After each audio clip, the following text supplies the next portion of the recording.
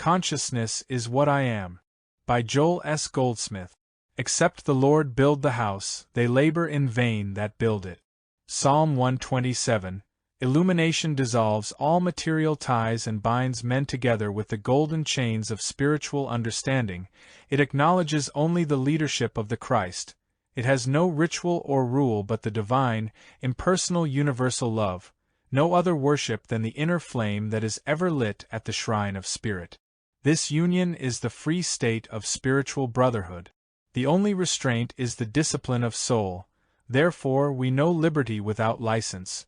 We are a united universe without physical limits, a divine service to God without ceremony or creed. The illumined walk without fear, by grace. From the Infinite Way by Joel S. Goldsmith. Table of Contents. 1. The dedicated consciousness. 2. The false and right sense of I. 3. Mind is a transparency. 4. Consciousness. 5. Evolving states of consciousness. 6. The light breaking through. 7. Attaining a measure of spiritual consciousness. 8. Invisible life fulfills itself tangibly and visibly. 9. The issues of life are in consciousness. 10. The consciousness of truth is the healer. 11. The fourth-dimensional consciousness. 12. Christ as the consciousness of mankind. 1. The dedicated consciousness. There are two kinds of people on earth: the illumined and the unillumined, or to put it another way, the living and the walking dead. The living are drawing forth life from the source, and at least in a measure, have dedicated themselves to some purpose. The walking dead are living an animal form of life, not drawing forth life or inspiration from anything but what can be found in the air or food. No one really lives, however, until he has found something greater than himself, something to which he permits his life to be dedicated. If this is true, why are there not more persons of dedicated consciousness? Because dedication comes as the grace of God. No one can seek it. He may desire it, but that is as far as he can go. No one can strive or struggle for it because it is not won that way. It comes as grace, and that grace comes when something of a spiritual nature is introduced into the consciousness of an individual. He must learn how to open his consciousness to the inflow of the Spirit and make it a matter of praying without ceasing, not just a period in the morning before starting out to work, but one of continuous dedication to a spiritual purpose. At some time in our experience, it is necessary to make a choice as to whether or not the spiritual goal is worth striving for. If we decide it is worthwhile, we will make some effort toward that consecration. But our effort will lead us to the point where we recognize the futility of our own efforts and realize that unless we have been dedicated by God, all our self-dedication will come to a very quick end. We have to make the decision to practice principles of spiritual living and to remember them consciously. Then, as time goes on, this practice provides the preparation for the entrance of God into our consciousness, opening consciousness to God's dedication. In our spiritual ignorance, we did not know that from the beginning the spiritual presence has been standing at the door of consciousness seeking entrance. Through spiritual revelation, however, now we know that our divine self is knocking at the door of our mind seeking entrance, seeking to consecrate mind and body to its use instead of to our use or our pleasure, and to take our home and our business and consecrate them to its purpose. Let us think of ourselves as instruments through which God's dedication and consecration are made manifest on earth. Each day let us open our consciousness that God may consecrate and dedicate it. Then, to the machinations of carnal mind there will be an invisible sign. Thus far and no further.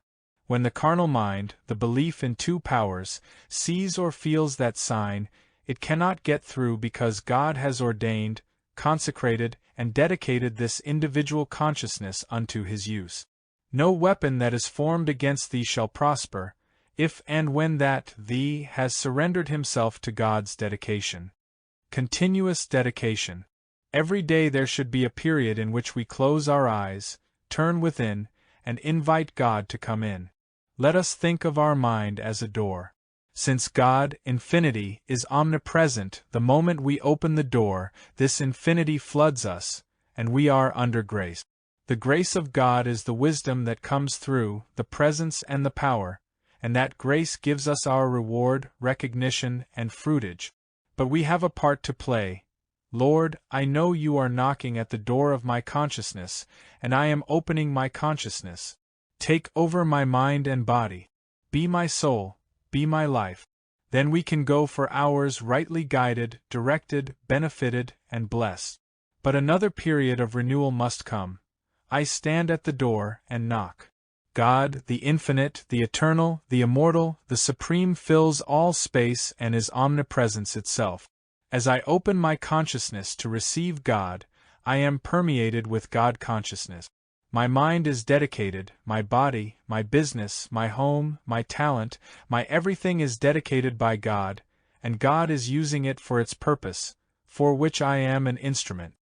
As we take the higher step of letting God dedicate our minds, bodies, and activities to its purpose, we will understand the meaning of dedication and discover why some persons prosper mightily in their activities, while others who do not understand the nature of dedication and consecration do not. They look upon these as human qualities of their own, and because they believe they are highly dedicated, they look for great result. If the results are not there, it is because they are more dedicated to self and to personal glory than to God. The mind and the body, separate from spiritual grace, are the mind and the body of the walking dead, and man does not truly live until the Spirit has entered. Then life has purpose and meaning, because it can now express itself through the individual to the least of these my brethren. It is not enough to be good to our families. There has to be a higher dedication than that. There must be a dedication to others. There will be no true dedication, however, unless we understand that it is not a personal dedication which is merely a promoting of the ego, but a freeing of ourselves for spiritual dedication that God may bless all who touch our consciousness. When we come into the spiritual age, which we are now entering, and open our consciousness to the higher consciousness or fourth dimension, something takes place that changes our whole nature. We no longer have the power to use our mind or body for evil purposes. Something greater takes over, something greater than our own integrity, something greater than our education or environment, and we find ourselves governed by a higher influence. Then we bring to our every activity the dedication and consecration of our consciousness. While some may use their talent, profession, business, or industry for evil or selfish purposes, when a person is spiritually endowed, he cannot use it for anything other than good. When we are really weary of the dark side of life, and when even some of the good side has not given us the satisfaction that it promised, we reach the place where it is no longer a matter of how good or how successful we will be, but where only the fulfillment of our spiritual nature dominates our experience. Becoming aware of infinite potentiality. How do we human beings free ourselves of those circumstances and conditions of earth which govern and limit man, and over which he seems to have no control? How does a person bring God into his experience? The answer that came to me and that has formed the basis of all infinite way work is that nothing can happen to us except through our consciousness. If I am not consciously aware of something, it cannot happen to me. There may be temptation right outside the door, but if I am not aware of it, it does not touch me. There may be opportunities for success trying to rush right at me, but if I do not become aware of them, they can produce nothing for me. Everything that touches my life must touch it through the awareness of my consciousness. Although there is not a person in the world who does not have a talent, not 1% of us never get out of the rut of very ordinary humanhood, not because we do not have talent, but because we have not been made aware of it, of its purpose, its function, and its utilization.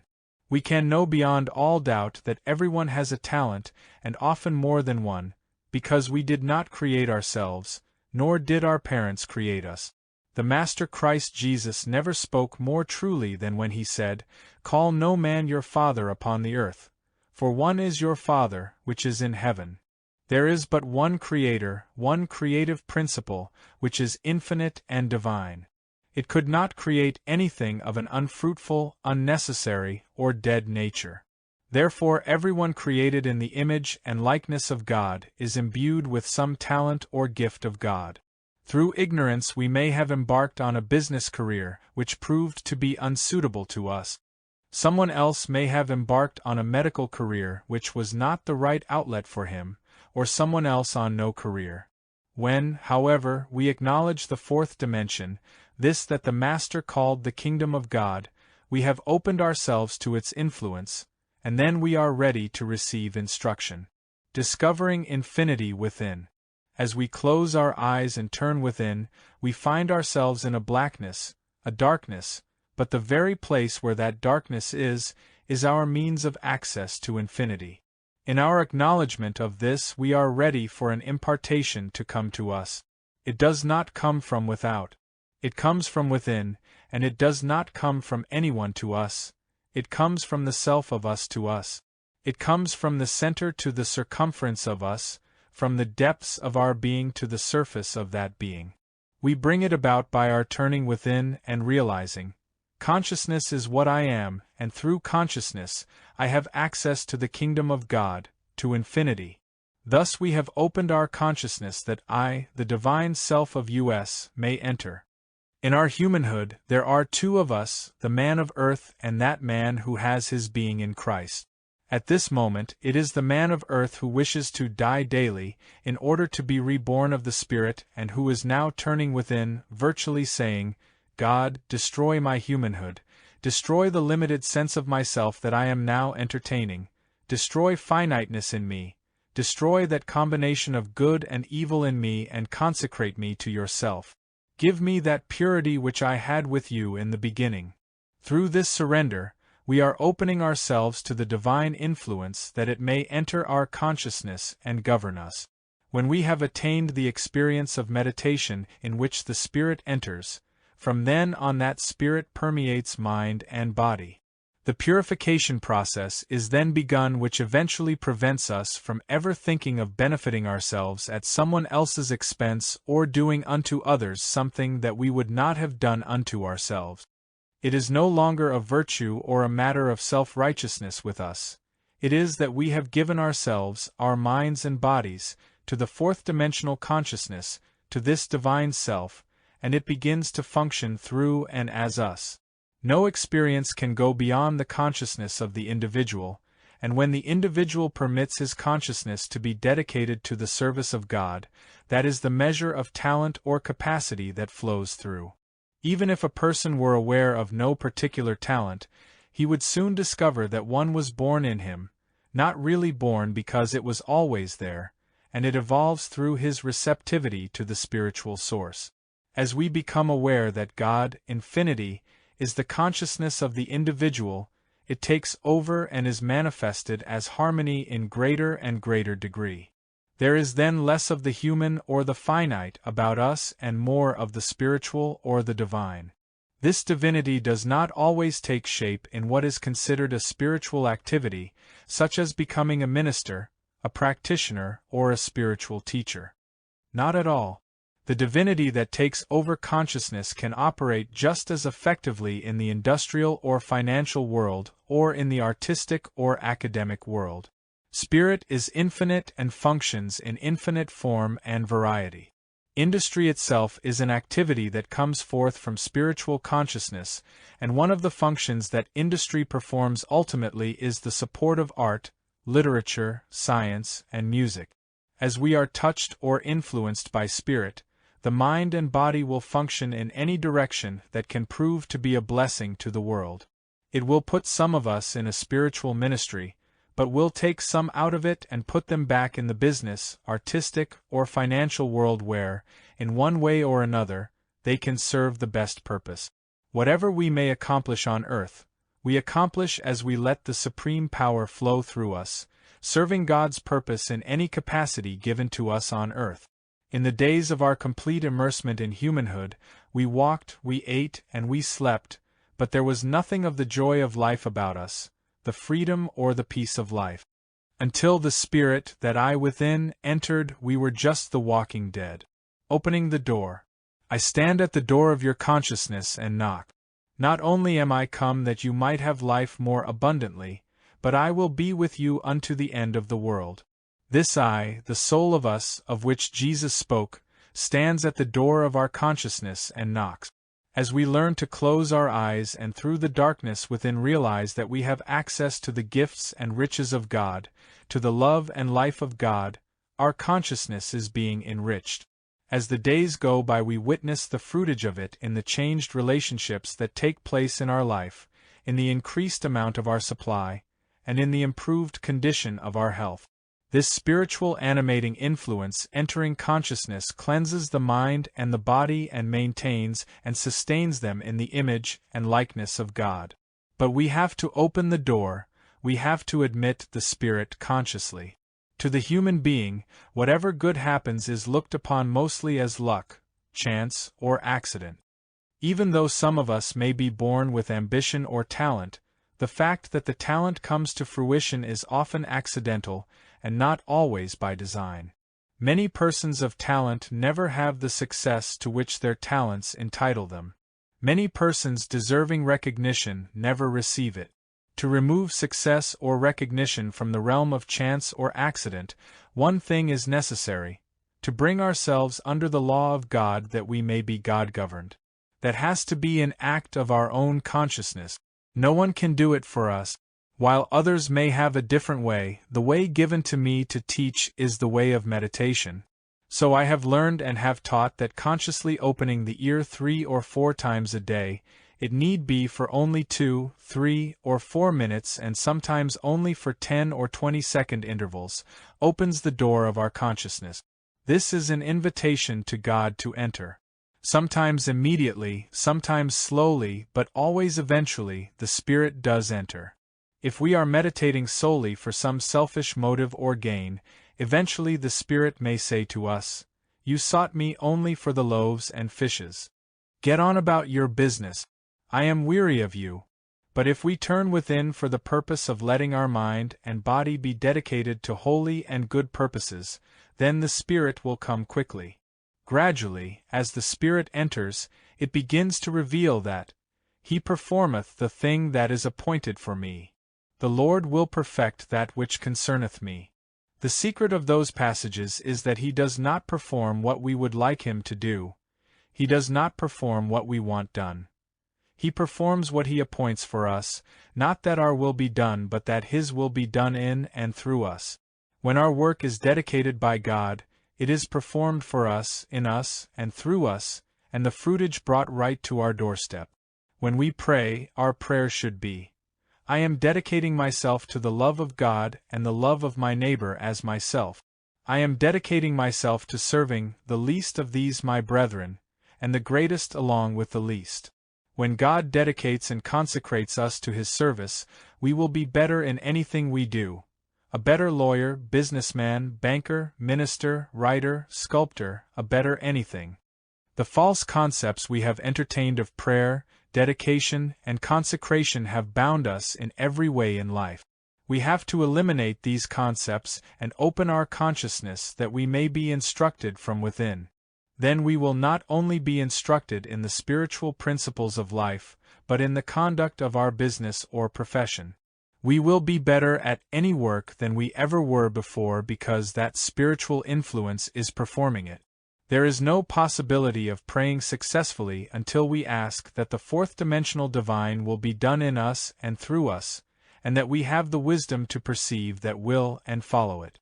Then He performs what is given us to do, what is appointed for us. Then He perfects what concerns us. 2. The false and right sense of I. The infinite way reveals that God is infinite individual being and, therefore, God constitutes our being. Whatever is spiritual, eternal, and immortal in us is God being. That which is mortal, human, and finite is not an expression of God but an illusion and cannot be raised up to the atmosphere of Christhood. It must die, but that death is not what normally is thought of as death. It is the death of the false concept of God and man that has been built up throughout the years, which constitutes what may be called the human experience. As we die daily to that human experience, we are reborn into the spiritual experience. Jesus acknowledged his sonship with the Father, and at the same time denied power to his humanhood when he said, "I can of mine own self do nothing." Can we hope to do more than Jesus did and claim more for ourselves than he claimed? When he was called Good Master, Jesus even went so far as to deny that. "Why callest thou me good? There is none good but one, that is, God." The truth is that God, the Father, appears individually as God, the Son. If we were to say that we express God, we would be trying to have some power of our own. But this we do not have.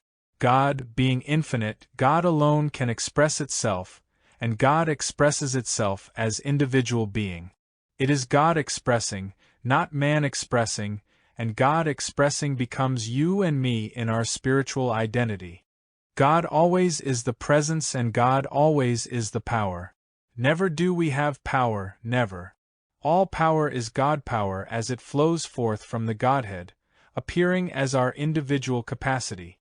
If it were your capacity or mine, it would be limited, but because all capacity is God capacity, it is infinite. Jesus understood his own nothingness and thus became the instrument through which the allness of God could appear. Potentially anyone who can sufficiently understand the nothingness of humanhood can in that degree show forth God's allness. The troublemaker. The reason for discords or inharmonies of any nature is a false sense of I. What problem is there that does not concern the word I or that could not have been eliminated if there had not been a little I? If the personal sense of I is out of the way, there is no problem. The only problem that anyone ever has is I, and if there were no I would have no problem. The troublemaker is the personal sense of I. As long as I think that I must make a living, find a home, or decide what to do next year, just that long will I be facing problems of one nature or another. There is only one error in all the world, and that is entertaining a false sense of I. Give up that false sense of I and try to find any error left. Entertaining a false sense of I, we have an I, me and I, you, and that I which has to be maintained and sustained immediately poses a problem. The solution to problems, individually and collectively, is to gain the correct sense of I. The word I means God. It never means any person. It means God appearing as a person. That person is always God-governed, God-maintained, and God-sustained. It is God maintaining its own identity as a person, just as nature maintains its identity as a rose, an orchid, or a tulip. God maintains and sustains its identity as you, as me, and as everyone. Do not be disappointed with yourself if you meet some person and find that you cannot see him that way. That does happen. It happens in our homes and in our communities as well as in national and international life. The way to look at it is to realize that in the outer picture any change has to come from within ourselves. In each of us there is enough humanhood to make it impossible for us in one blow to wipe out the I that calls itself Mary, Henry, or Joel. But we can begin. We can begin today to die daily. How to die daily? Quoting statements is of little value. Instead we should ask ourselves, how do I die? What did Paul mean by dying daily? Is there such a process as dying daily? Is there such a process as being reborn of the Spirit? If there is, let me get busy with it right now. Let me see if I can find out how to die. Let me see if I can find out how to be reborn and stop quoting passages. There is a way to die daily. It is to take somewhat the attitude of the 11 disciples, who had met together to select a 12th to replace Judas, who had committed suicide. As they met, their prayer was, Thou, Lord, which knowest the hearts of all men, shew whether of these two thou hast chosen. Not one of those 11 thought that he was responsible for selecting the right disciple. Not one person used the word I. Not one of them thought that it was any of his business who was selected. They were all in agreement. Father, show us whom thou hast chosen. If I have a decision to make and say to myself, I must make that decision sometime today. I might turn to God and ask, God, show me what decision I should make. With that attitude of, I doing it, I am likely to make the wrong decision or to make no decision at all. The word I is there. Instead, since God governs and directs my experience, should I not say, Father, show me what decision you have made. This is your life. This is your world. This is your universe. What decision would you like to have made manifest? Show me your decision. Then I could release all sense of responsibility because God not only would show me his decision, but he would carry it out. That I which concerns itself with how this universe should be run or how God's business should be run is a devil. As a matter of fact, that I that we are entertaining is not I at all, it is a false sense of I. Whether it is in the form of a decision to be made or of some action to be taken, the great release comes with the realization, thank you, Father, this burden is not on my shoulders for decision or action. Show me this day what action you have chosen. Show me this day what my labors are to be for the next hour, or for the next 24 hours. To be right it must be your action made manifest as me, your decision made manifest as my choice. It is the activity of your being shown forth through my actions. There is a miracle-saving grace in this lesson. There is a miracle of rebirth if we can drop the word I. I know that we cannot do it in one grand burst. I have not been able to do it entirely in all the years since I learned about it. There is often some trace of I, Joel, left in the picture. I would like to see that I so completely extinguished that I would never hear it again. But it persists. There are little foxes. There are little devils that make us enjoy the little I so much that we cannot give it up. It isn't easy for you. It isn't easy for me. It isn't easy for anyone. We can all think of some of the problems that face us and see how I is involved in every problem, an I so limited in power and wisdom that it cannot solve or heal it. Now let us consider what would happen to the problem if the only I involved were God, and in our meditation ask ourselves, would there be such a problem if there were not a me? Would there be such a condition if I were out of the way? Would I be in such a dilemma if the entire thing were up to God? In that way we will gradually come to see that there is no problem except what concerns the sense of I as a person. If we take away that personal sense of I and let I be God, then what happens to the problem? As we are pondering this, we listen for that inner guidance and direction. While we are meditating on the idea that this is not a decision for us to make and there is not even any action for us to take, it makes us open our ears and acknowledge that there is a Father who can direct us. It makes us turn for guidance within our own being. We are no longer with that gentleman up on a cloud, but in the depths of our own being, at one with the infinite, tuned into the I that we really are. If we are trying to help somebody, what does it do to us when we sit quietly and say, what am I trying to do, when the I that really does it is the all-knowing I? It knows what to do about this situation, and it has the power to do it. Again we are keeping our minds stayed on God, acknowledging Him as the source, activity, substance, and law. The personal sense of I is the destroyer of a spiritual ministry. In a group meditation, instead of our thinking about I, me, or mine, my problem, or my health, what happens when a number of us sit down and forget that little I, turn to the I which is God, and realize that that I in the center of us is the governing factor in all our experiences, and the power is upon its shoulders? It is the law and the substance and the reality. What happens when we drop all these separate I's and find only one I in the midst of us, with all of us centered in God and not on our personal problems? With most groups in meditation, each member of the group is thinking of himself and his problems. But all that disappears in this type of meditation, in which there is only one I governing, supporting, maintaining, sustaining, feeding, enlightening, teaching, revealing, unfolding, and disclosing its own identity, and all these separate I's are absent. It has been said that if we could be silent on the subject of I for even half an hour, if we could drop I, Joel, completely, or I, Bill, or I, Mary, and contemplate the I which is God, we would have the kingdom of God on earth. If we studied the religious and philosophical revelations of the world, we would never find any deeper teaching than this, and it is because of the depth of that teaching that it has not been maintained in human history.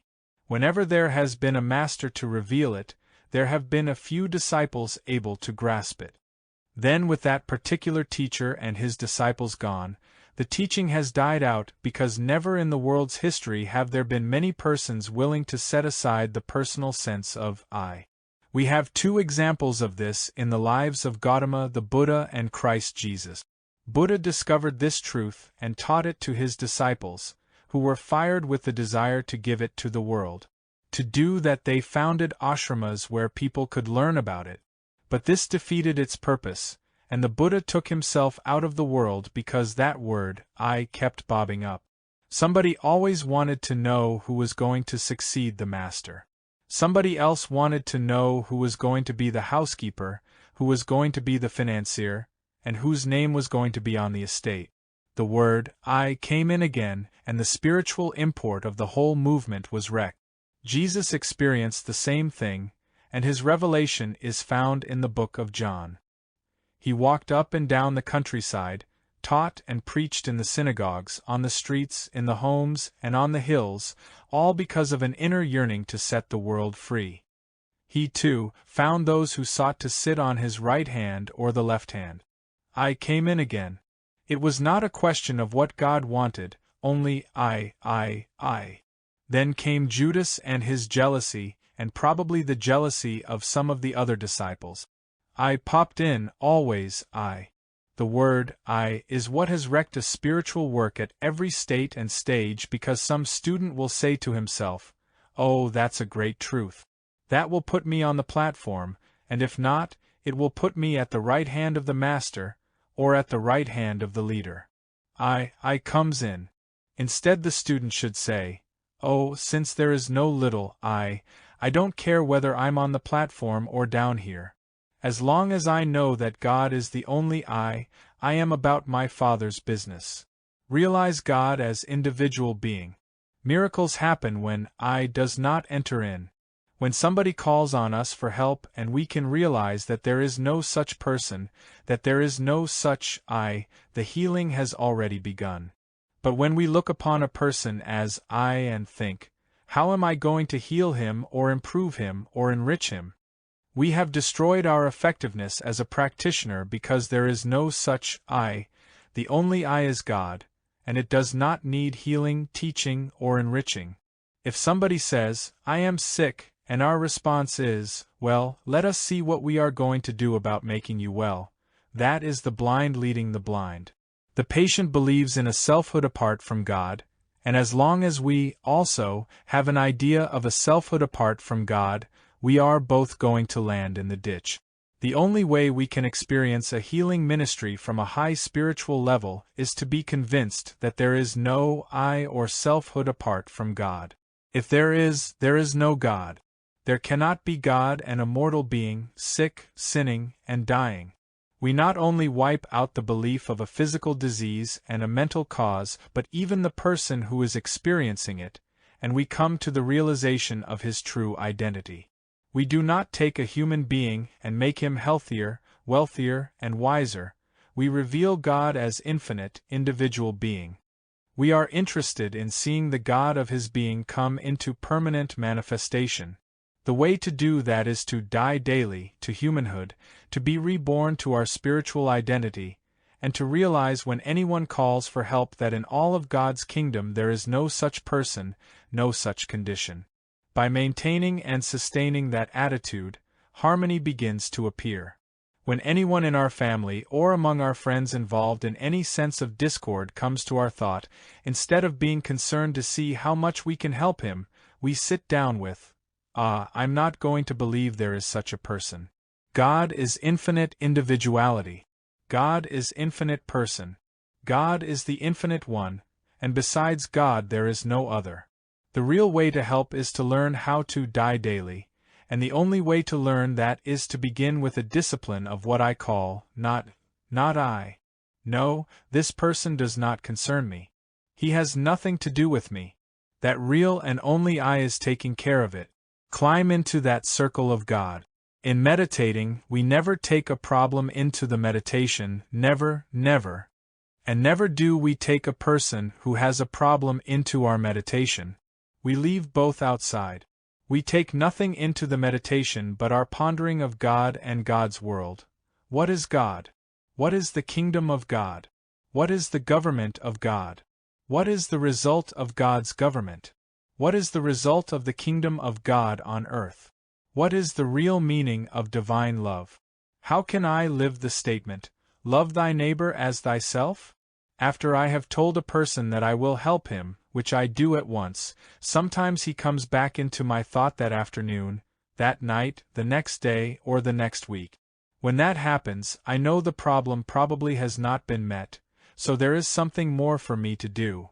And what do? I merely say to myself, "All right, get out and let me get back to God." Then I go back to the God that has no problem, no physical body, no finite life, and no age.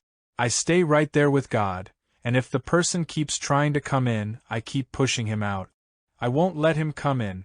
Not his face, not his figure, not his name, not his problem.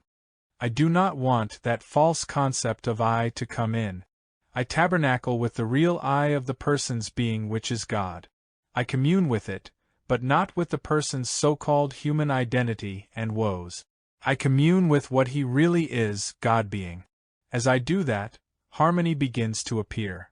If I were to think of anyone as a human being with human problems, I would probably be just another do-gooder in the world, and after the good was done, it would have to be done again sometime later. But if I keep the person as a human being with a problem out of my thought and hold fast to his spiritual reality, gradually I bring his true identity into manifestation as his life. That has been the mode and method of my individual practice.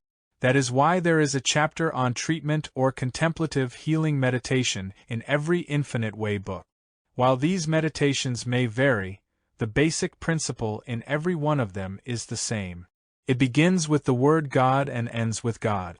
At no place does anything but God enter in. Never does a patient come into the meditation. When a person asks for help, my response is to turn to God. God needs help? No, God is eternal life, and God maintains and sustains its own life. Life does not need any help from me. Life is spirit, and spirit is immortal and eternal. It does not decay, it does not age, and it does not change. There is no room in it for aches and pains. God, Spirit, is the substance of all form. Therefore, all that exists in all this universe is God-formed, a formation of spirit, life itself, truth, governed by the eternal law of God, and it can never get outside the realm of God any more than 2 times 2 can get outside the realm of mathematics and be other than 4. My meditation remains in that circle of God.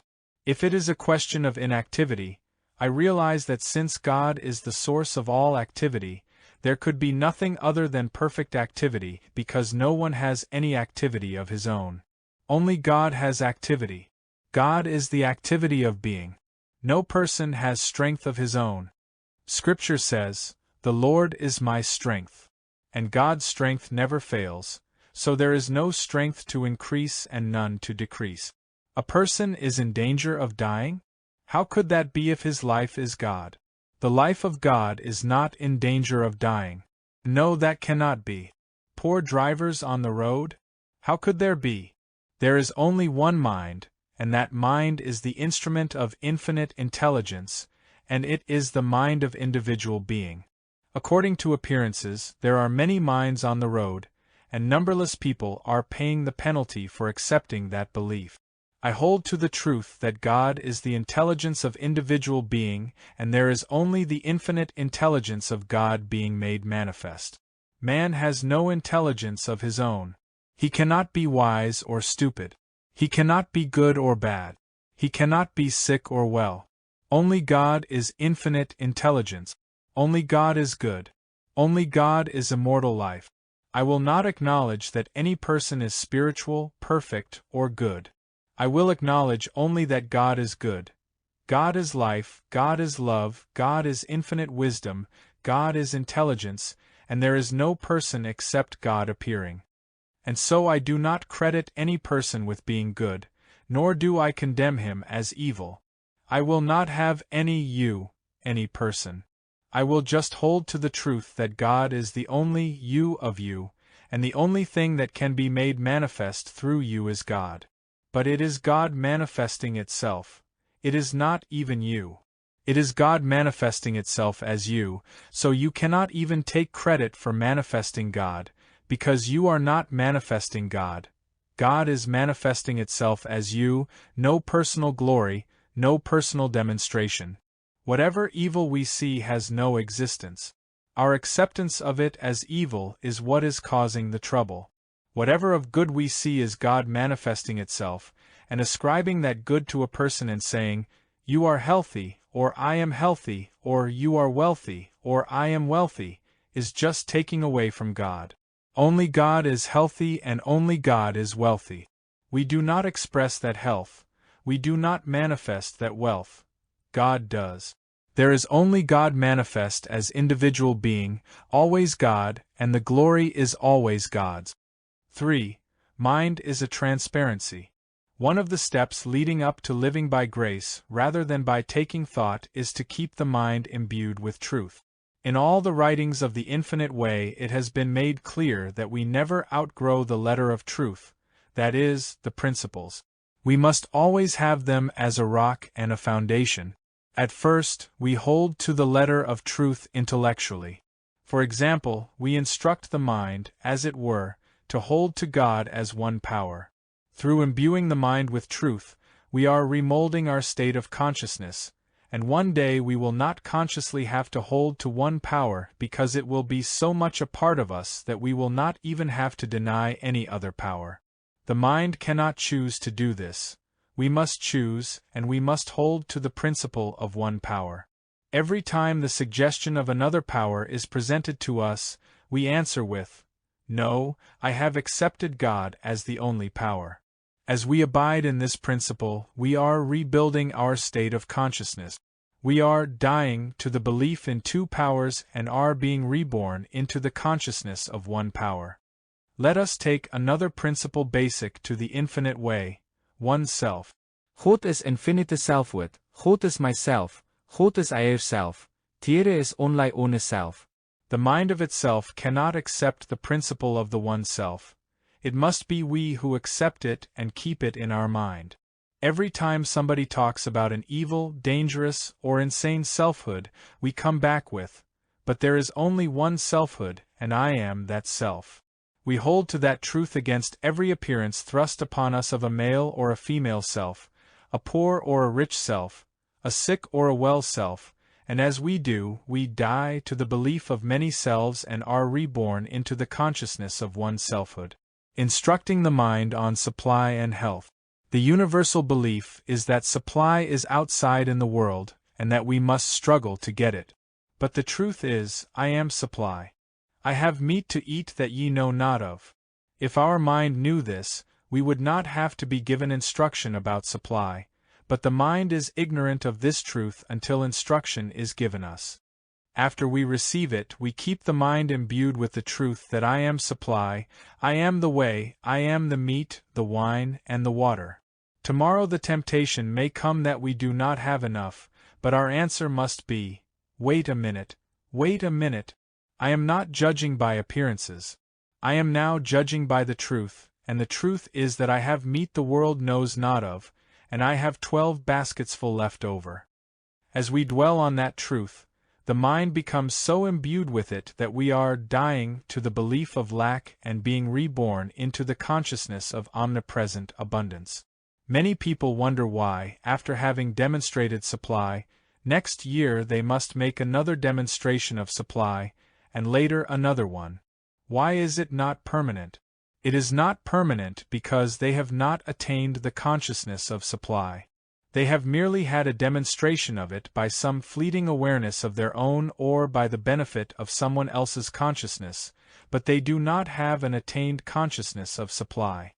In the same way, we can go on being sick every year, have a healing, and then get sick again and have another healing.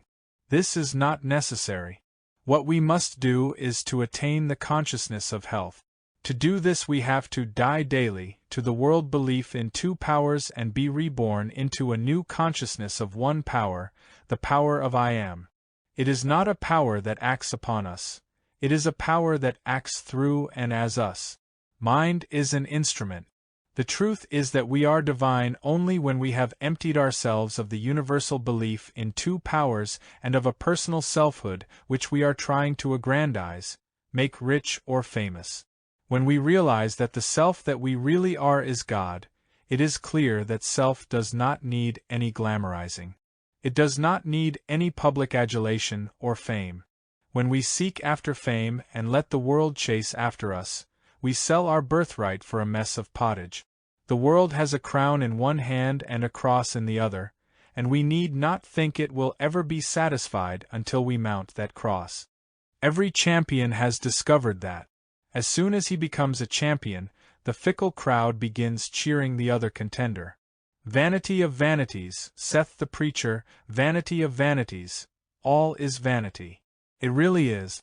We have what is beyond price, our true identity as God being. More than that we cannot have. We also have a mind, a beautiful instrument, a beautiful transparency, and it will accept anything we give it. Let us keep it filled with one power, so that with every appearance of two powers, we are holding that truth in our mind and saying, "No, I accept God, Spirit, as the only power." We take the word law into our mind. God is law, and all law is spiritual. But there are legal laws, material laws, mental laws, and as they hit up against our awareness of one law, we stand fast. No, I do not accept them. I accept God alone as law. As we do that, we will be dying to our fears about other laws and will be reborn into the consciousness of one law. Mind is nothing more nor less than an instrument, which in its primal essence is absolutely unconditioned. Mind has no qualities of good or evil. It is but an instrument given to us for our use. Do we not say my mind, his mind, her mind? The mind is not you or I, otherwise we would not think in terms of my mind, his mind, her mind. We each have this instrument, this mind which is the mind of individual being, the only mind. We can think good thoughts or evil thoughts, destructive or constructive thoughts. It is our state of consciousness that determines what our mind thinks, and consciousness is what we are. Our mind cannot stop us from thinking any kind of thoughts we want to think because we are in charge, and our mind has to let us use it for whatever purpose we decide to use it. If we want to use it for good, that is how it will be used. And if we want to use it for evil, that is how it will be used. When we know this, we are in control of our mind, and it is not running away with us. Keeping the mind stayed on truth. In the beginning of our spiritual life, usually when we are on the metaphysical path, we are taught to keep the mind stayed on truth, imbued with truth, and as quickly as possible to drop the negative aspects of life. It is not the mind that is power, it is we who are the power. We are the ones imbuing our mind, and our outer life is going to show forth that with which we fill the mind. The mind itself is like a pane of glass. It is not a power that creates light, it does not even give light, it is just a transparency through which light shines. And so our mind is the transparency which expresses what we give to it. As we keep the mind filled with these truths, we are letting our old self die, that self that fears negative powers, that self that has a selfhood apart from God, that self that does not acknowledge its divinity. We let that die and let the individual who knows that he is one with the Father be reborn. The unconditioned mind is a pure transparency. A change takes place in our life when we accept the one universal mind as a pure instrument, a reflector of what we hold in consciousness. If we hold a lie in our mind, the result will be 2 times 2 is 5. If we hold truth in our mind, we will watch harmony brought forth in our experience. Choose you this day whom ye will serve. Our mind cannot choose. We choose, and then we hold the truth in our mind, and it becomes a transparency for our experience. That is why, when we are in meditation, the ear is open as if we expected to hear something audibly, but that is only symbolic of the inner ear that is attuned to God. When I am giving a class, I am not thinking nor am I using thought. I am keeping my mind a clear transparency to receive God's thought. For my thoughts are not your thoughts, neither are your ways my ways. It is not your thought that adds a cubit to you, nor your thought that makes a white hair black, but when you are receptive to that which comes from the depths within you, the earth melts. When we are in meditation, we work first with specific statements of truth. These help to settle our mind into a listening attitude, and then follows the listening period when our mind is ready to receive whatever message, impulse, or feeling God has for us. We are receiving God's thoughts, God's words, God's truth. Sometimes there will be messages entirely different from any we have ever heard or read. In a measure, everyone who has been led to a truth teaching is already prepared to receive truth. And from where will he receive it? The kingdom of God is within. It is only as he learns not to take thought, but to be still, that he will receive impartations from within, some of which will be messages, some impulses, some feelings, but all will bring forth definite fruitage in his life. One thing is certain: from the time he contacts the source of life, it begins to feed, clothe, house, instruct, guide, maintain, and protect him. Healing through a mind imbued with truth. As long as I acknowledge an I, myself, as long as I acknowledge an invisible and incorporeal mind as my instrument, which I keep filled with truth, if there is anything wrong with my brain or my body, it will be corrected. How? I know the truth in and through my mind, and that truth which I know in my mind becomes the very essence and substance of my body, because mind is the substance of the physical sense of body. Mind is not something separate and apart from that body. Mind is the essence and substance of it. Therefore, whatever I impart to my mind, the body shows forth. The most outstanding example, and one that can readily be understood, is that if a person fills his mind with pornography, his body will begin to feel lustful. If he fills his mind with filth, the body will be uncomfortable. It cannot be avoided. On the other hand, the person who fills his mind with spiritual truth finds the body becoming peaceful, harmonious, and at rest. Rest is not dependent on whether a person sleeps or not. Sleep is not an activity of God. It is the next thing to unconsciousness and is necessary only because of universal belief.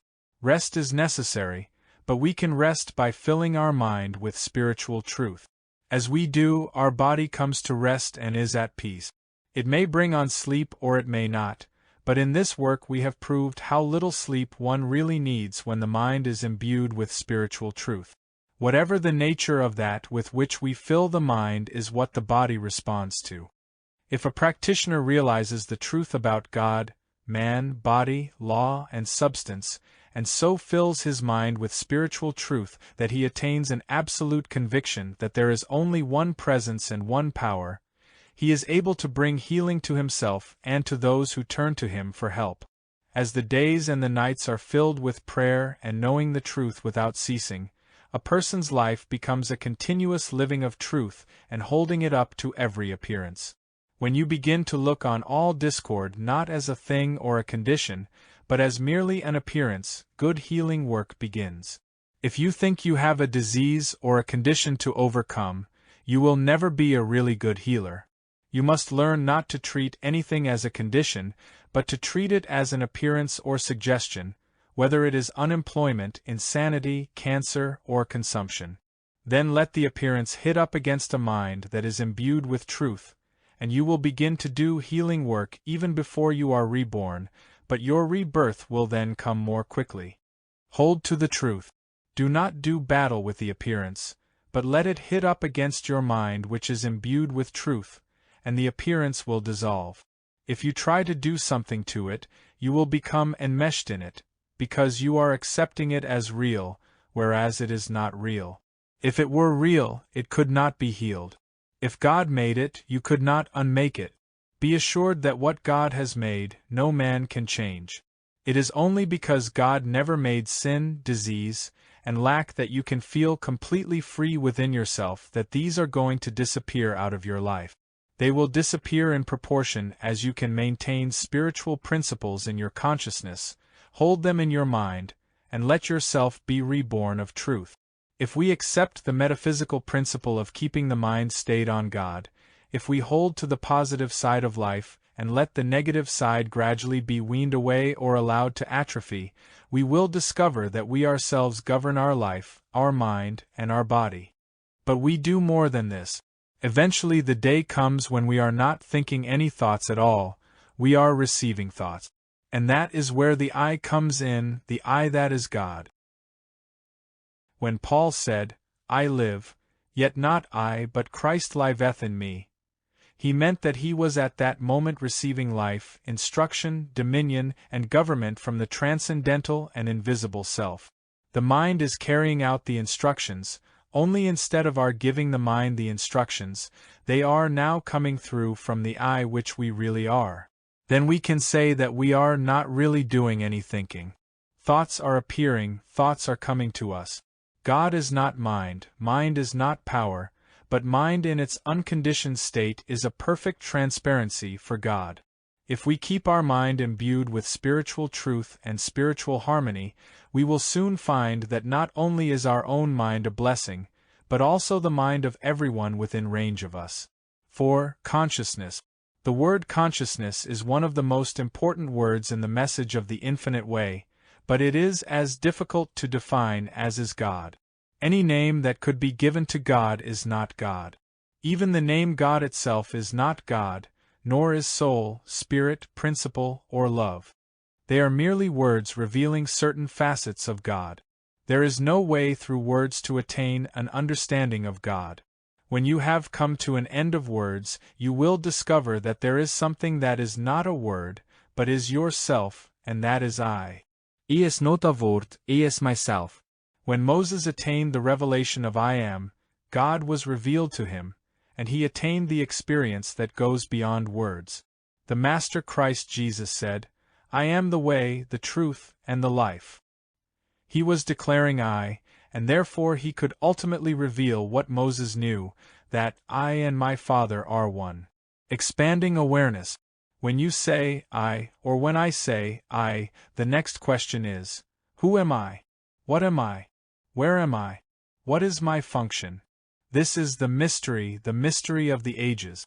So we search, but to our sense it is clear that you, as a person, are not God, and that I, as a person, am not God.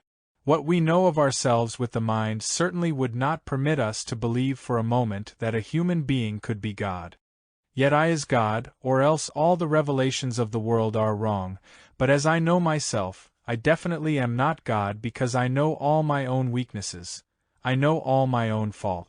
As I go deeper, I discover that that which I have known as myself, and which you know as me, is not I at all. It is some false idea that I am entertaining of myself, but there are areas of myself that need to be investigated further. All I have known is what was in my mind and in my body. Through contemplation I began to discover aspects of myself that I never knew before. Eventually this led me to see that I am not a body and that even without a body I would be intact. But without consciousness I am nothing. Because of consciousness I am conscious. I am conscious of things. I am conscious of a world about me, and I can identify sun, moon, stars, earth, and forms of human life, vegetable life, and animal life. Beyond all that, I am conscious of thoughts, thoughts that do not concern things. Thoughts of love, benevolence, charity, fellowship, and brotherly love. These are not concrete physical forms. They are an area in the mental realm beyond the physical, something in the form of ideas and relationship.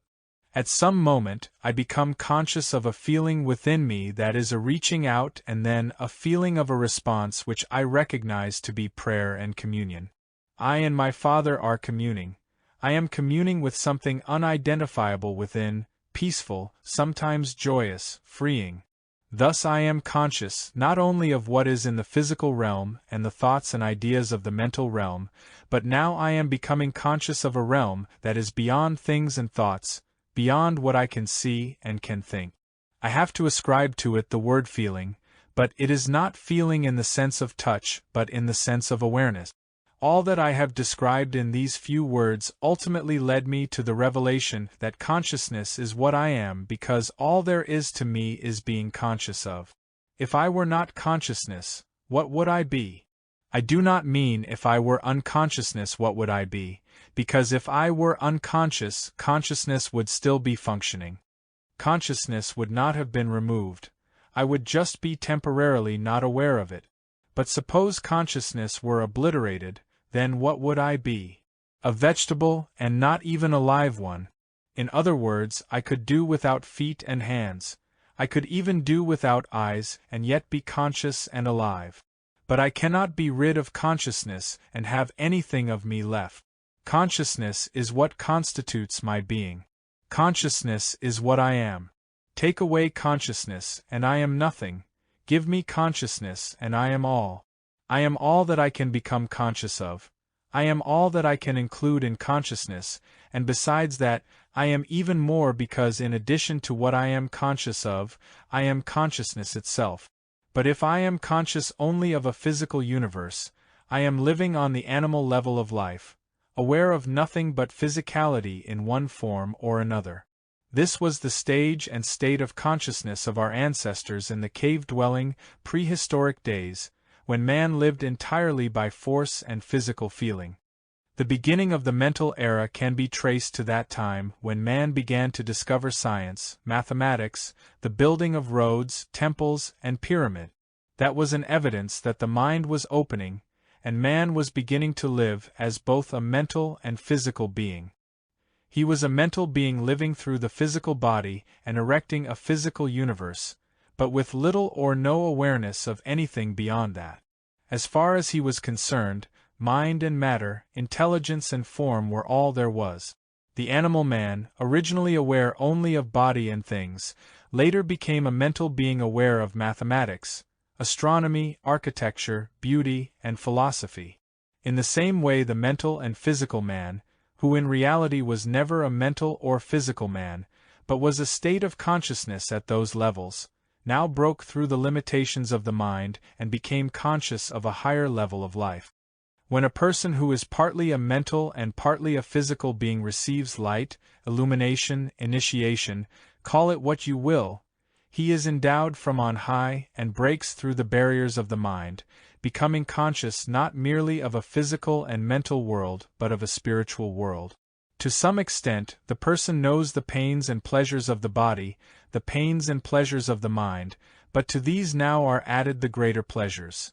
The awareness and consciousness of spirit in that higher state of consciousness, he is conscious of his body and mind, but he is also conscious in some measure of the spiritual realm of life, so that he can now commune with the Spirit.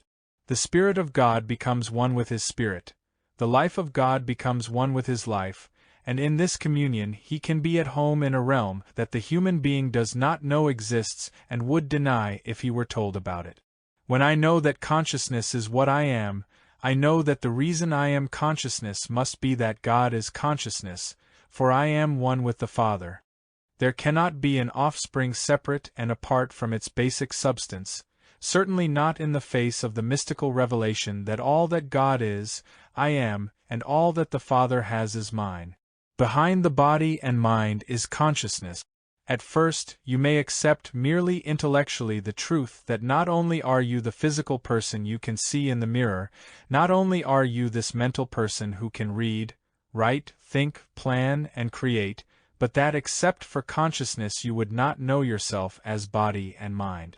With your body or your mind, you will never know God, But there is an area of your consciousness that can and must eventually come to know the things of God, just as it knows the things of the mental and physical realms. In the mystical life, you do not disdain the physical realm, nor do you belittle the mental realm. You realize that to be a whole man, in addition to the physical and mental, there must be that infinite, divine consciousness which gives you your soul integrity and your love for your neighbor. Did you ever stop to think that as a human being a person cannot love his neighbor as himself? Have you ever stopped to think how impossible that is? A person might be able to love the neighbor he likes, but he would be very choosy about the neighbor that he is going to love as himself. Do you not see that only as the soul of God is your soul can you love your neighbor as yourself, and not care whether he is a friendly or an unfriendly neighbor, but love in the sense that God loves? Have you ever stopped to think that, as a human being, it is impossible to pray for your enemies, and if you do, it is only lip service? Do you not know that humanly you cannot forgive 70 times 7? Even if you could forgive 70 times 7, it would never be forgiveness until you forgave through that part of you which is divine, that part of you which knows that humanly you have enough faults of your own, and as you would be forgiven, so you forgive. Whether individual consciousness is aware at the physical or mental level, behind both must be the consciousness that is aware, and that consciousness is God. Now bring that down to the truth that the consciousness that is God is the consciousness that you are, and you have oneness. Then you can relax your personal efforts. You can relax from taking thought for your life. Why should you take thought when the consciousness that formed you is responsible for maintaining and sustaining you? You can relax in His Spirit and His wisdom, because His Spirit and His wisdom are yours. If you live merely as a physical being, people will speak of you as being strong or weak, meaning that you have a strong or a weak body. If you have risen into the mental realm, they will speak of you as having a greater or a lesser degree of intelligence. But if you have ascended to your Father's house, and have recognized that God is the consciousness which you are, then some will perceive something in you of a spiritual, impersonal, universal nature. If they do, it will mean that they, too, have begun to ascend above the physical and mental realms, because now they, also, possess the discernment that only the Son of God has, the ability to behold and receive the things of God, the knowledge of God. A person who has received some measure of spiritual light has ascended above being merely a human being, not entirely, but he has risen at least to the realization of spiritual identity, and this makes him a little lower than the angels. As a matter of fact, it makes him an angel. Angels are really spiritually illumined individuals. Moses was an angel, as were Elijah, Elisha, Isaiah, Jesus, and John. Although they lived mentally and physically, the greater part of their life was lived in spiritual illumination. In proportion as we can see that in them, we have attained some measure of spiritual discernment ourselves. Spiritual discernment. When you are giving spiritual help to anyone, if you can become unaware of his humanness and even momentarily aware of his spiritual identity, nature, or form, in that degree you have become the child of God, and are able to know and discern the things of God. From then on, it is a matter of developing, until more and more you are living, not in the body and not in the mind, although you continue to use the body and the mind for the purposes for which they were meant. But you are having those moments of ascension above the body and above the mind, scripturally called being absent from the body, and present with the Lord. They are moments when the physical and mental senses are absent and the things of God and the laws of God are discerned. Spiritual discernment begins when you stop trying to know God with your mind and are willing to acknowledge that God is. When you say, God is love, or God is life, or God is power, you are building an image in your mind, and this is idolatry. But when you can relax in the truth that God is, you are not trying to embrace infinity within the confines of thought. You are accepting whatever God is as is, and then letting that is define itself to you. For years, as I have indicated, I, too, had been using words and thinking that I was worshipping God. Ultimately, the revelation struck me that there is no word beyond I. Is not a woord in my ment, is myself. Since I and the Father are one, and there is only one I, God must be myself. That makes sense. Something is functioning as Joel, and what could it be but God functioning as the Son? I is God, and I is myself. To live this, the personal sense of self must stop taking thought, otherwise it is trying to play God, and that is very dangerous. It must stop taking thought as to what the weather, the business, or the plans will be, and let God reveal His will, His plan, His life.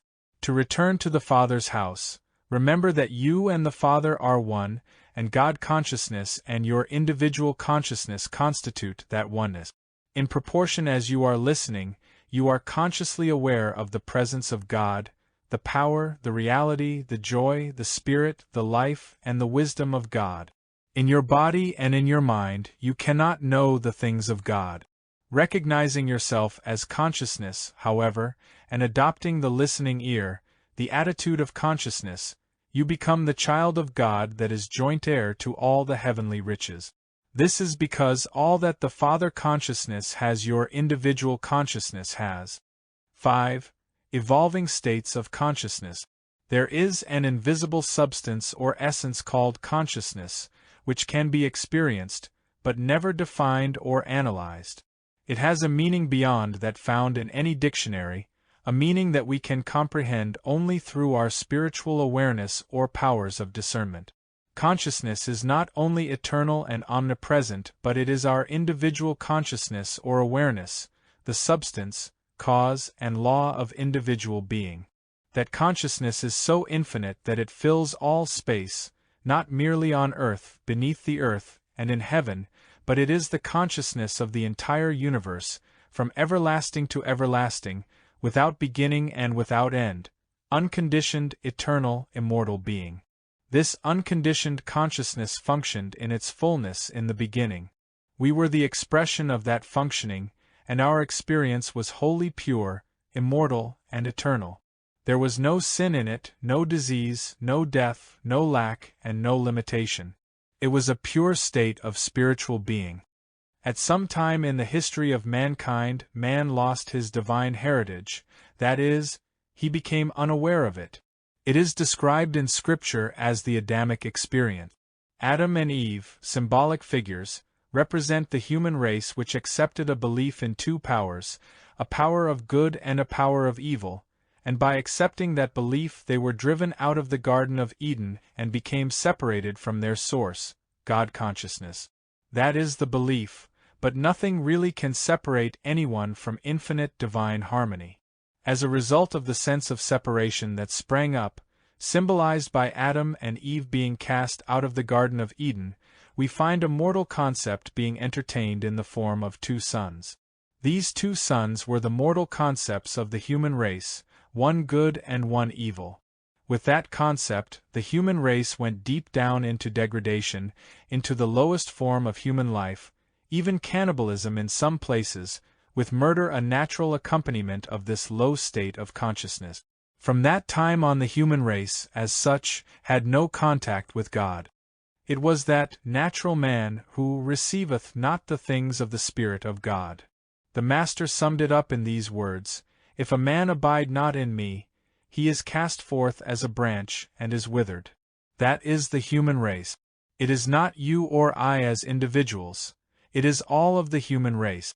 The parable of the prodigal son is not an account of a man who left his father's house and returned.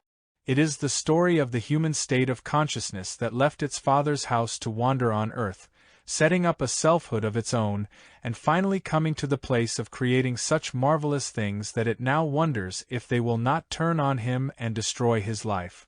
See what a world I have made for myself. I have split the atom. I have created the greatest power there is on earth, and now I am afraid that it is going to devour me. Frankenstein, the human mind creating its own destruction, bringing itself to a feast with the swine, and not only individually, but collectively saying, "Where do we go from here? Now that we have made this great power, we do not control it, we fear it." At this very moment, the human mind is eating its banquet with the swine. It is at as low an ebb as it has ever been in the history of the world. It does not know if it can survive until tomorrow. In the back of that mind, it is wishing it were in the Father's house, or wondering perhaps if there is a Father's house to return to. Consciously or unconsciously, the world is reaching out for spiritual light in order to be released from the Frankenstein it has created. There is only one way to be released. If you have made a poison and are afraid of it, if you have made a bomb and are afraid of it, if you have created an ideology and are now afraid of it, the remedy is to realize that the I which you are is consciousness, not form, consciousness, not mind. It is to realize that the consciousness which you are is God, and this divine consciousness, your individual consciousness, governs all form. So you need no longer fear the poison, the bomb, or the ideology, for the consciousness that is God is the master of all form. I, O consciousness, have overcome the world. Until the Spirit of God enters into a person as an activity of consciousness, he cannot know the harmonies of God, the grace or the love of God, but when that old man Adam dies, the person is reborn of the Spirit. He is made a new man in Christ consciousness. He has opened his consciousness to God, and God has entered in. From that depraved state in which men hold one another in slavery, defraud or steal from one another, and live by the human belief that self-preservation is the first law of nature, man has had to evolve upward, and this evolution has taken time. Mankind has not yet entered a state of civilization, although this age is called civilized. But it cannot be civilized while one nation stands ready to drop a bomb to wipe out millions of people, just so that it can be saved. As long as any nation denies complete freedom to any race, as long as any nation has a tremendous abundance, and yet does not share it with the other half of the world that is starving, that can hardly be called civilization. No, the human race is an evolving consciousness, and as a whole, it has been slowly evolving since its lowest point of degradation. The first dawning of spiritual light in individual consciousness. As consciousness evolved, it began to be purified, and prehistoric man evolved into a higher type of humanhood until some time, thousands of years ago, light began to dawn in consciousness. Some human beings began to feel something better and greater than themselves, something that they could not quite attain. We have all gone through an experience similar to this in which we have sensed within ourselves a better self than we appear to be outwardly. We have glimpsed the truth that there is a part of us which is far more divine than what we are expressing in our human life. Some of us perhaps still lose our temper, get angry, say things we regret later, and then realize how foolish that was. I didn't mean it, that isn't myself. I don't like to be that way. Others, in periods of lack or limitation, are tempted to lie or steal and afterwards regret it, realizing, how could I have done a thing like that? It would have been better if I had starved to death, for I know better when I am in my right mind. This is all the imperfect human consciousness, yet vaguely discerning the perfection which is really its true estate. With the first dawning in consciousness of the light of spiritual wisdom, some men began to perceive that there is a part of man which is divine and better than his human selfhood. The first record of this light, appearing as a person, is found in India, in the form of Krishna, who is presumably the first man on earth to have broken through to the spiritual realm.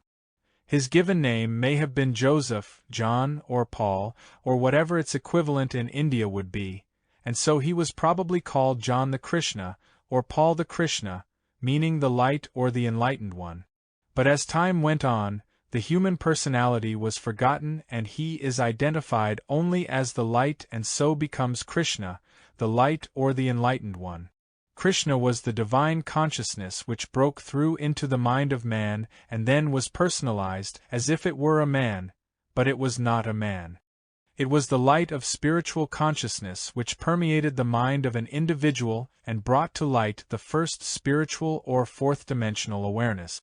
Buddha, too, is a word meaning light or enlightenment, the same consciousness as Krishna. Wherever the light appears, it is that original, infinite, divine consciousness which has touched an individual.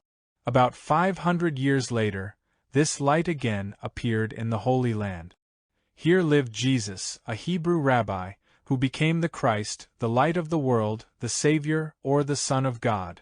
And so in time we have the name Jesus the Christ. The interesting thing about this is that the word Christ is from the same root as the word Krishna and has the same meaning, light or enlightenment. Today the Christ is looked upon as a man, but the Christ is not a man. The Christ is the illumined, infinite, divine consciousness, breaking through the mind of an individual and appearing as man. Gautama, Jesus, and the first Krishna, of whom we have no accurate history but in whom we can trace the same pattern, were human beings like you and me. They eventually attained spiritual enlightenment, and thereafter each became known as the Enlightened One. In India there was never any deviation from the truth that anyone can seek enlightenment or Buddhahood and attain some measure of it. All may not attain what Gautama did, for he seems to have been the fully illumined. There would not be many who would attain the complete and full illumination, but it was recognized in India then as now that anyone can become a Buddha or receive some measure of enlightenment. When the Christian Church was organized with its teaching built around a central character, that individual was set up as if he alone were the only one who had ever attained enlightenment, and no one ever again could attain it. So in the Christian Church there is one Christ, whom we recognize as Jesus the Christ, the Enlightened One. This belief, accepted with few exceptions, that no one else can ever be enlightened, that no one else can have spiritual light, has hidden spiritual development from the Western world and kept it in spiritual darkness. Throughout the ages there have been men and women who have attained enlightenment and conscious union with God, what is known as the mystical consciousness. With religious attitudes in the West such as they are, mystics have usually been persecuted or, if allowed to live, compelled to live outside the Church. What we are interested in at this moment is what constitutes enlightenment or spiritual vision. What is it that Gautama, Jesus, and other mystics discovered? What is the secret of enlightenment? The answer is that mystics discovered that there is a part of man's being which is divine. There is a light within each person, a presence and a power. Every person who has attained spiritual light has revealed that we are the sons of God, but not as human beings.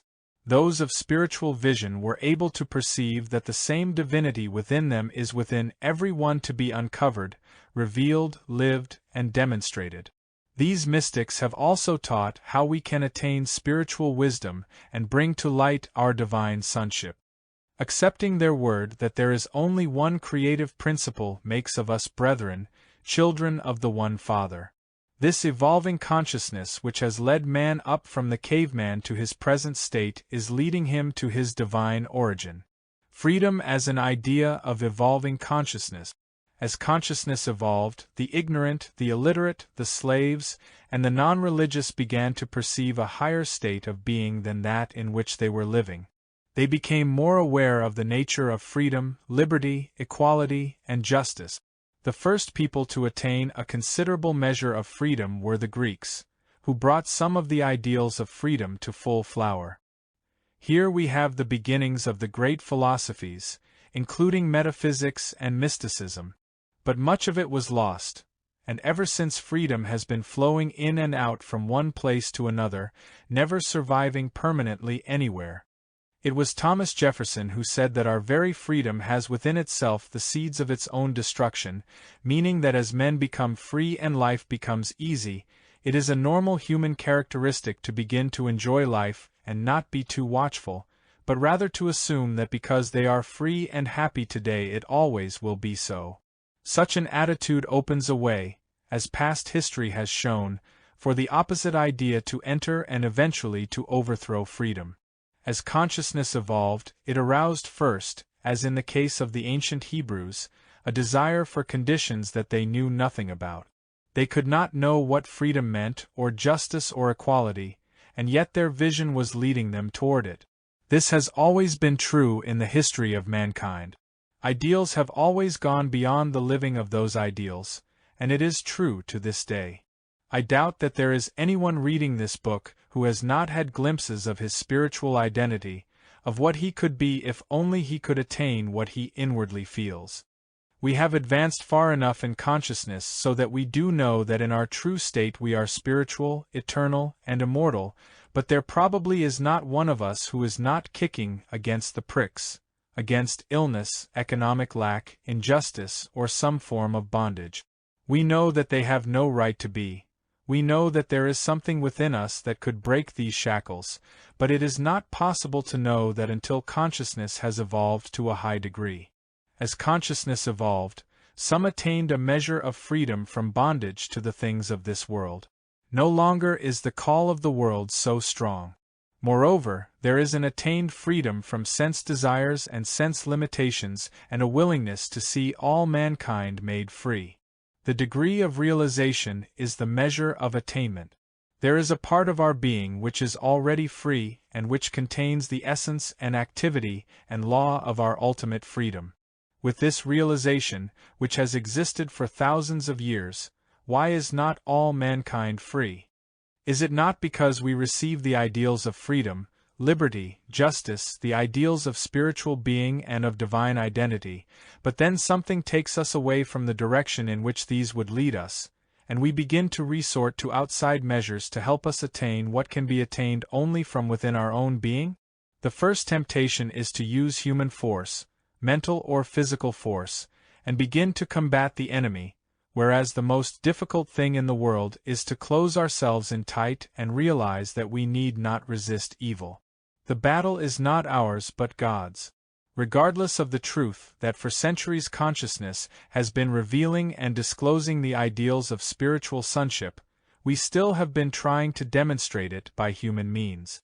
We still try to find our freedom and our health either by physical or mental power. And yet, the divine consciousness, which reveals to us such grand and glorious ideals as spiritual freedom, wholeness, completeness, and harmony, reveals also that this self-sustained wisdom, glory, freedom, harmony, and health are not to be attained by might nor by power, not by physical might or mental power, but by my Spirit, saith the Lord. It seems that there are cycles, and sometimes freedom and justice are on top and sometimes they are on the bottom. Always this will be true while we operate from the level of the human being. Evolving consciousness reveals that when we attain the divinity of our being there is no longer good or evil.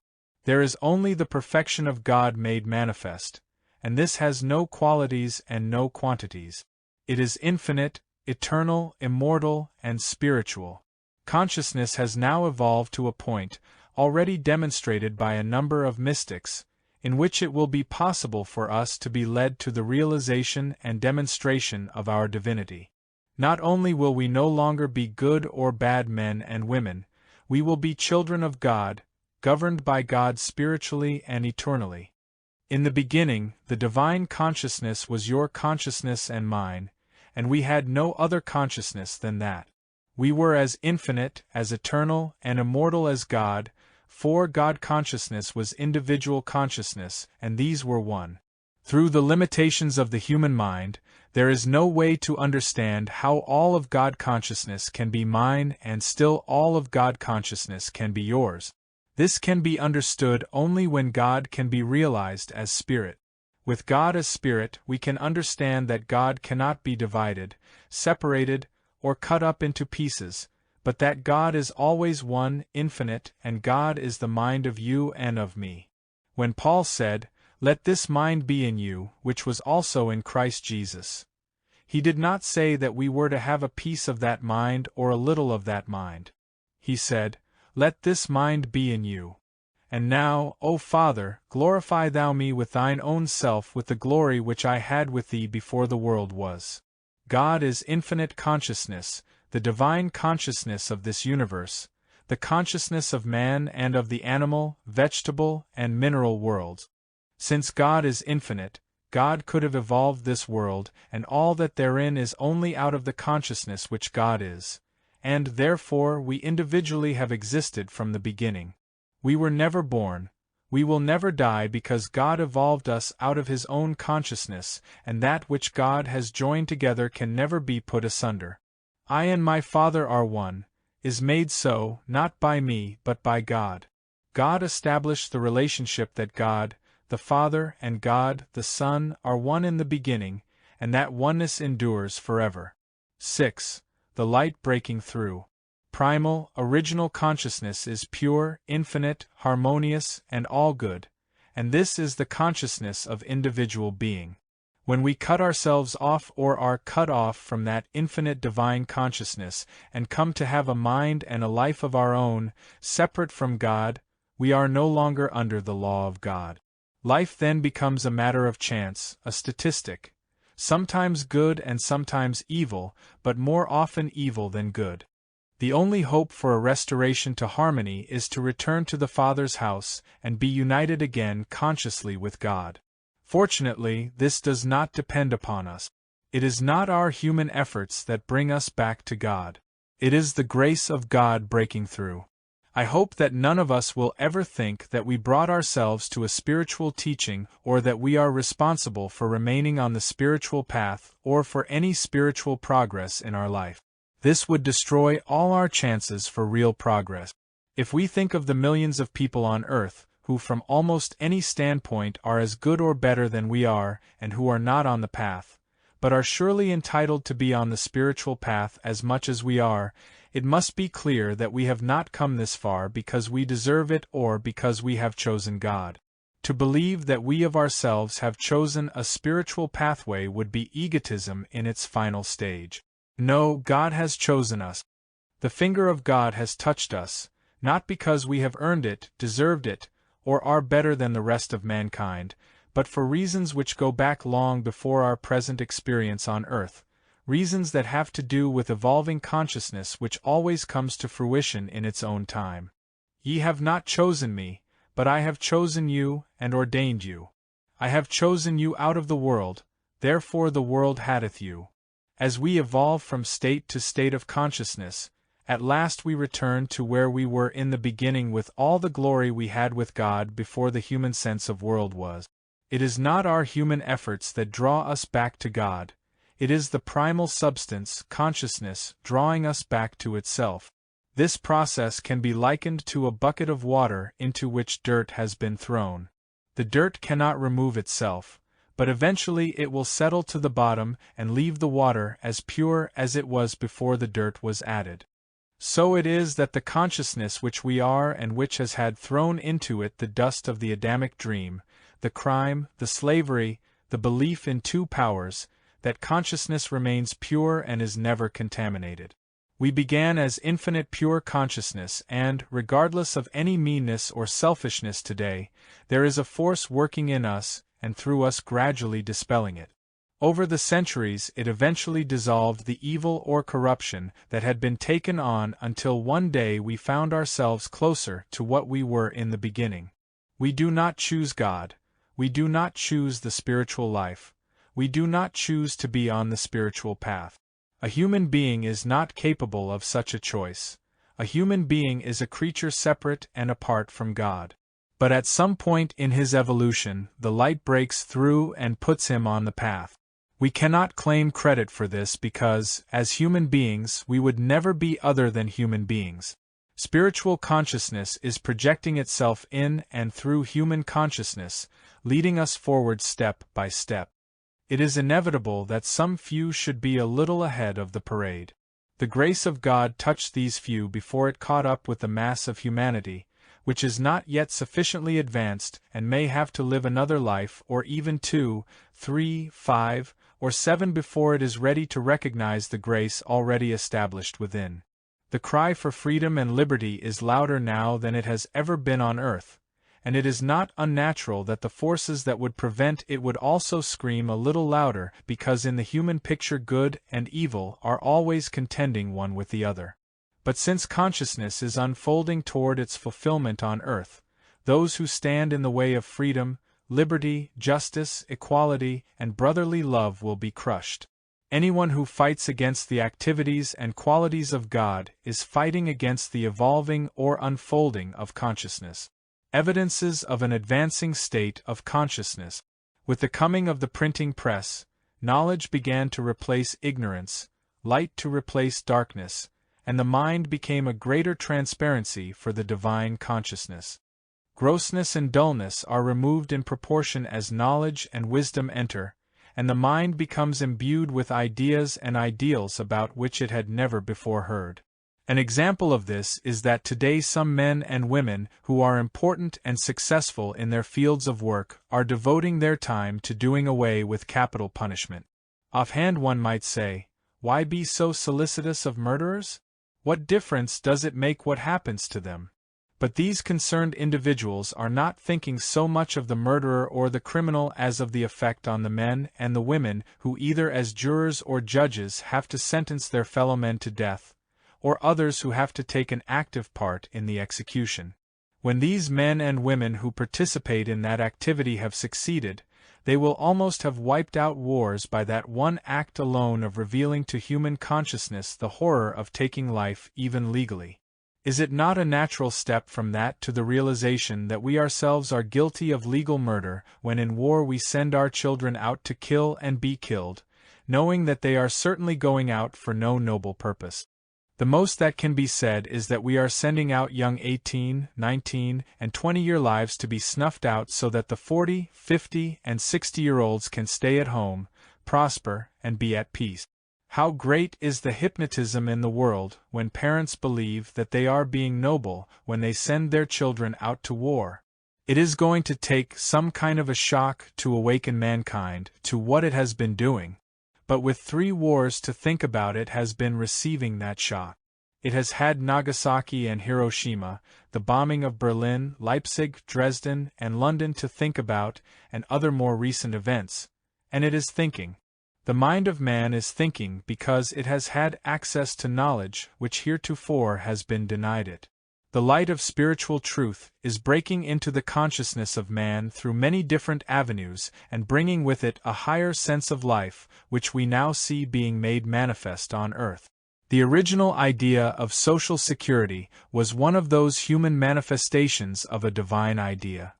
That it has been abused and used as a political tool is true, but like everything else, we go from one extreme to the other, from not taking care of those who need it to providing care even for those who are abundantly supplied. But those are temporary problems, and the adjustment will come. Social security will again return to its original idea and serve a purpose which will be an outward manifestation of man's loving his neighbor as himself. There have been abuses of many progressive forms of social legislation, but these will be righted under a law of adjustment which inevitably takes place with man's enlightenment. These outer evidences of a new state of consciousness, even though they may prove as unsatisfactory as the League of Nations or as ineffectual as the United Nations, are the outer manifestations of divine consciousness breaking through. Ultimately, the ideal which was embodied in the League of Nations and which is finding expression in the United Nations will come through and operate for practical universal good. When it does, we will see that nothing could happen out here in the world until something from the infinite invisible broke through to give us higher ideas and ideals. Let us not be fooled by appearances into believing that any of these efforts toward good or any of these evidences of higher enlightenment and the outer manifestations thereof are either accidental, incidental, or that they are merely creations of man. Behind every one of these is the spiritual consciousness of man breaking through. It is because of this that it is safe to predict that the day is on its way, perhaps nearer than we think, of a universal brotherhood of man, that ideal of peace on earth and goodwill toward men. In all of this, a spiritual activity is made manifest in human activity. Those few who receive these divine ideas, and who give up their personal lives in order to bring through ideas and ideals of universal and spiritual good, will ultimately bring forth a new civilization. This advancing state of consciousness always finds opposition from the majority, because it is the nature of the majority of people to be restrictive and behind the times. It is always a minority that leads the majority out of the inequalities of the past. That is why it takes a long time before there is a sufficient realization of the truth that we are our brother's keeper, or that we are supposed to love our neighbor as ourselves to the extent that we actually do something about it. Within the lifespan of most of us, we have witnessed big corporations providing hospitals and hospitalization plans for employees, as well as retirement and pension funds. None of these existed in my boyhood. They have all come out of a higher consciousness and a greater capacity to feel for the needs of others. As knowledge and spiritual wisdom come into our experience, we begin to understand the meaning of being our brother's keeper. The enemies are within our own household. Let us not be disturbed or alarmed when we see the errors that come in the wake of these forward movements, as if there were any doubt of the outcome. There might be a doubt if events were left in the hands of man, but they are not at the mercy of man. It is God breaking through. Although always there will be men to resist change, in the end spiritual consciousness will come through into the fullest of fruition because it is an unfolding activity of the Spirit which is God. This applies not only on a worldwide scale, but also on an individual scale. Only what is true of the individual can ever be true on a worldwide scale. The fact that we have been students of truth for 5, 10, 20, or 30 years and have not yet found utopia should not be disturbing us. As the first light of truth breaks through into our consciousness, it finds enmity within us. A man's enemies are those of his own household, those of his own consciousness, because as the Spirit or the light of truth breaks into our consciousness, it must necessarily wipe out of us our human ideas. Many of these constitute what we feel is our good, and we find ourselves in rebellion against the very spiritual life that would break through. If we consciously knew this, there would be no battle, or it would be brief. However, we do not understand what is taking place. We do not realize that we are warring against the higher spiritual ideals and instincts which are coming into our consciousness and breaking up the old man. We have been told that the highest human instinct is the drive towards self-preservation, but at the same time that strong human instinct is the fiercest enemy of our spiritual development. Why? What is it that we are trying to preserve of our selfhood, except what we believe to be good for ourselves? And what is the height of spiritual progress? Not only dying to the self, but losing one's human sense of life. Human instinct says, self-preservation. Spiritual unfoldment says, lose your life. The two are always warring one with the other. The idea of self-preservation is the enemy of that spiritual progress which says to us, give, share, donate, sacrifice. If necessary, even lose your life for your friend. There is no higher spiritual demonstration. You and I are the greatest enemy to our own spiritual progress because we insist on clinging to the old ideas of yesterday. This is not said in judgment of anybody, in criticism or in condemnation. It is said to reveal that within ourselves which prevents our own spiritual unfoldment and which is delaying the spiritual unfoldment, peace, and prosperity of all the world.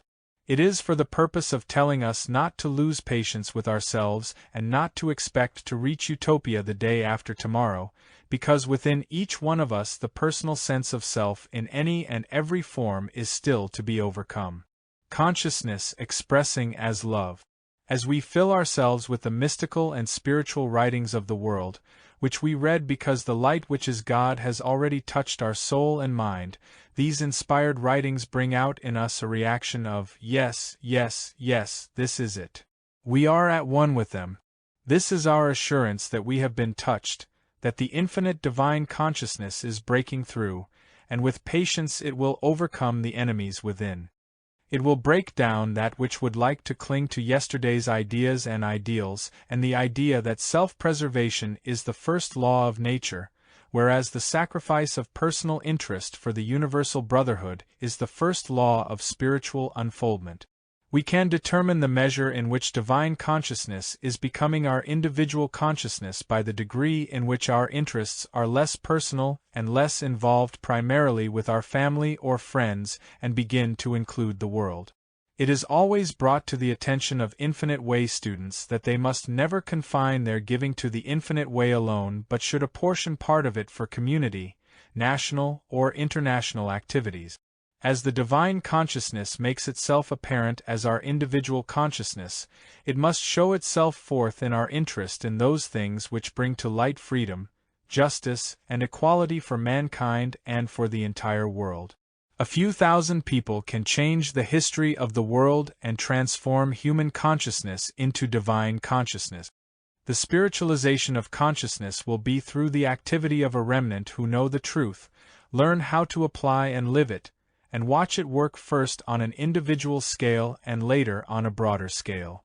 Behind the physical or visible world, God, infinite divine consciousness, is pushing itself into expression as individual consciousness and bringing to light the love of God and the love of neighbor. As individual consciousness becomes imbued with the divine, ultimately someone, some 10, may come to the fullness of that divine consciousness and lift the whole world. When a person is living an everyday human life and, for one reason or another, is turned to the spiritual life or to a search for God, he is not the one seeking the light. It is the light seeking to break through to him. It is not really seeking to break through to him, for the light is always there, always available, but in one way or another he has become prepared for the influx of that light. In the same way, this light of spiritual being is breaking through human consciousness collectively so that generation after generation man's state of consciousness becomes more and more a transparency through which this light can come. 7. Attaining a measure of spiritual consciousness. We are on the spiritual path for one purpose only, to build spiritual consciousness. Although many of us find that most of our human ills and discords disappear and greater harmonies are established in all our human relationships, this is not the reason for being on the path. These are only the added things that come. We are born into a human state of consciousness, that is, into a consciousness that accepts two powers. We go through lifetimes of inharmony, discord, sin, disease, and ultimately death, and the only way we can successfully overcome the world of error is through the development of spiritual consciousness. Whether we are beginners or whether we have reached the stage or stature of a developed spiritual teacher, we are still in the process of building spiritual consciousness, and except in rare moments of illumination, we never reach the point of having attained it in its fullness. There are some moments in meditation when we do attain that full and complete realization, but this is the ultimate of our work, and comes to few, and to those few very seldom. It is then that the mystical marriage or conscious union with God is attained. Probably in what is called the ascension, it may be possible to attain and maintain the fullness of spiritual consciousness. But certainly during our experience on earth, and that of every known mystic and religious founder, complete at one ment with the source is rarely attained. So it may truthfully be said of all of us, students and teachers alike, that we are continually building spiritual consciousness. There is in reality only one consciousness, but we entertain a material sense of that consciousness. And what is it that constitutes a material sense of consciousness?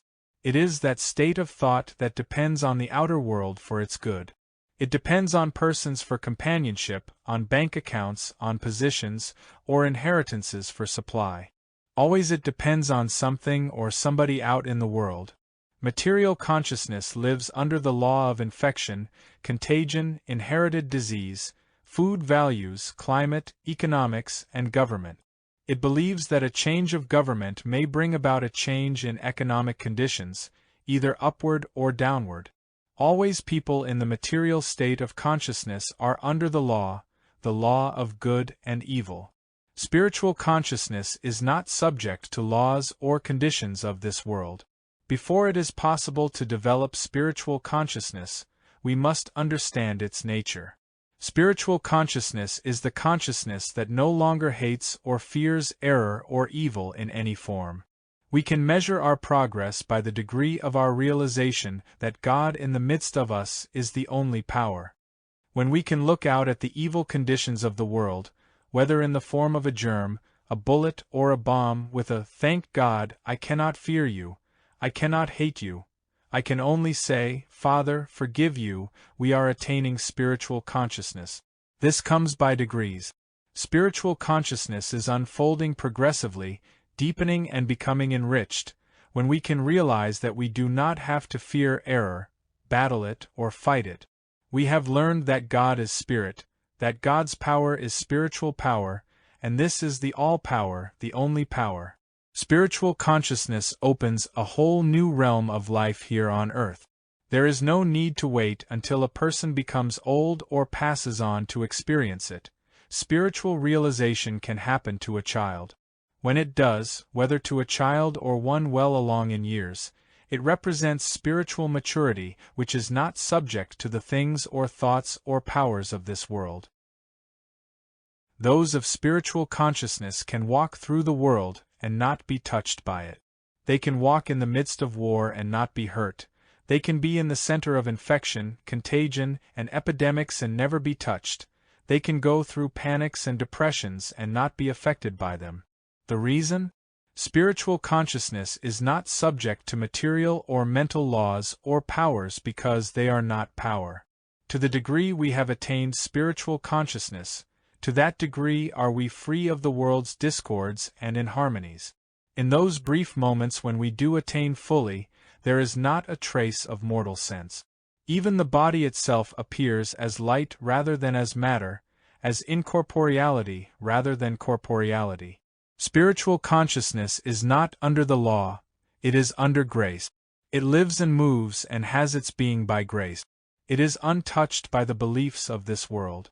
Those who have attained even a measure of it live more by grace and by every word that proceeds out of the mouth of God than they live by bread. The fullness of spiritual consciousness was expressed by the Master. I have overcome the world. My kingdom is not of this world. My peace I give unto you, not as the world giveth.